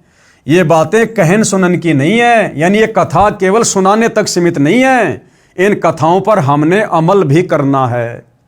ये तो कर पाड़ने की हैं, यानी अपने जीवन में लागू करने की हैं, धारण करने की हैं, यानी इन पर अमल करना चाहिए। परमात्मा के विधान को समझकर निर्मल जीवन यापन करें, ना किसी को खिलाएं ना किसी का खाएं। हाँ, आपत्ति में किसी की मदद करना कोई बुरी बात नहीं है, लेकिन धोखाधड़ी करके किसी का रुपया हम ना हड़पें ना खाएं। जीवन की राह को काटू रहित बनाएं, परंपराओं का भार कम करो, बोझा लादकर सफर तय नहीं किया जा सकता। यदि आपको 10, 20, 50 किलोमीटर लंबी यात्रा करनी है पैदल, और यदि आपकी पीठ पर वजन बहुत ज़्यादा है, तो आप जी कभी भी सफ़र तय नहीं कर पाओगे, बहुत दुखी हो जाओगे। लंबी यात्रा करने वाला कम से कम सामान रखता है। तो भाई और बहनों, आप और हमारी यात्रा तो 16 शंख कोश की है। 16 शंख कोश हमने सतलोक जाना है, बहुत लंबा सफ़र है। यदि हमने इन परंपराओं का बोझ अपने ऊपर से नहीं उतारा, शादी विवाह में दुनिया भर का खर्चा, दिखावा, लेना देना, त्योहारों के समय दुनिया भर का लेना देना, दिखावा, यदि हमने इन परंपराओं का, रीति रिवाजों का, कुरीतियों का, त्योहारों का वजन, ये बोझ अपने ऊपर से नहीं उतारा, तो हम कभी भी सतलोक की इतनी लंबी यात्रा पूरी नहीं कर पाएंगे। अर्थात हम कभी भी मोक्ष प्राप्त नहीं कर पाएंगे। और मोक्ष नहीं मिला तो फिर भाई और बहनों क्या होगा? सर्वविदित है। फिर इस भक्ति के करने से 2, 4, 5, 10 हमें लगातार मनुष्य जन्म भी मिल जाएंगे। वो जन्म भी हमारे साफ सुथरे होंगे, कोई दिक्कत नहीं है, क्योंकि वर्तमान में हमने भक्ति की है, सतनाम का जाप किया है, सच्चे सतगुरु को दान धर्म किया है, तो परमात्मा किसी का रखता नहीं है, ठीक है। लेकिन उसके बाद क्या होगा, क्योंकि मोक्ष तो हुआ नहीं, हमारी भक्ति खर्च होगी, फिर हमें 84 लाख योनियों में भी जाना पड़ेगा। अगर कभी मनुष्य जन्म मिला तो किसी गरीब के घर में, निर्धन के घर में मिलेगा। और हमने जो संस्कार युगों युगों से बिगाड़ रखे हैं, फिर वो सारा लेन देन हमने खुद ही करना पड़ेगा। किसी का गधा बनना पड़ेगा, किसी का सूअर बनना पड़ेगा, किसी का बैल बनना पड़ेगा, सारा दिन खेत में काम करना पड़ेगा, ईंटों के भट्ठों पर गधा बनकर सारा दिन ईंटें ढोनी पड़ेंगी। फिर हमारा जीवन, हमारा भविष्य नरक बन जाएगा, नरक। तो भाइयों और बहनों, ऐसी आपत्ति को दुर्बुद्धि प्राप्त प्राणी मोल लेता है। बाकी जिसको सच्चे सतगुरु के सत्संग मिल गए, ये सतज्ञान मिल गया, धर्म कर्म की अगली पिछली अगम निगम की जानकारी हो गई, वो आत्मा कभी भी इन परंपराओं में पढ़कर, व्यर्थ के रीति रिवाजों में पढ़कर, त्योहारों के चक्कर में पढ़कर, एक दूसरे से फालतू के लेन देन के चक्कर में पढ़कर अपने जीवन को बर्बाद नहीं करेगी। केवल अपने गुरुदेव के बताई गई सत भक्ति को मर्यादाओं में रहकर अध्यात्म में आगे बढ़ेगी, तभी हमारा जीवन सफल होगा। तो भाइयों और बहनों, आज के इस वीडियो में केवल इतना ही। पुस्तक धरती के ऊपर स्वर्ग, इस पर आज हमारा ये 3रे नंबर का वीडियो था। कल गुरुदेव के आशीर्वाद से सेवा में फिर हाजिर होंगे। तब तक सभी भाई बहन गुरुदेव से आज्ञा लेते हैं। बंदी छोड़ सतगुरु रामपाल जी भगवान की जय हो।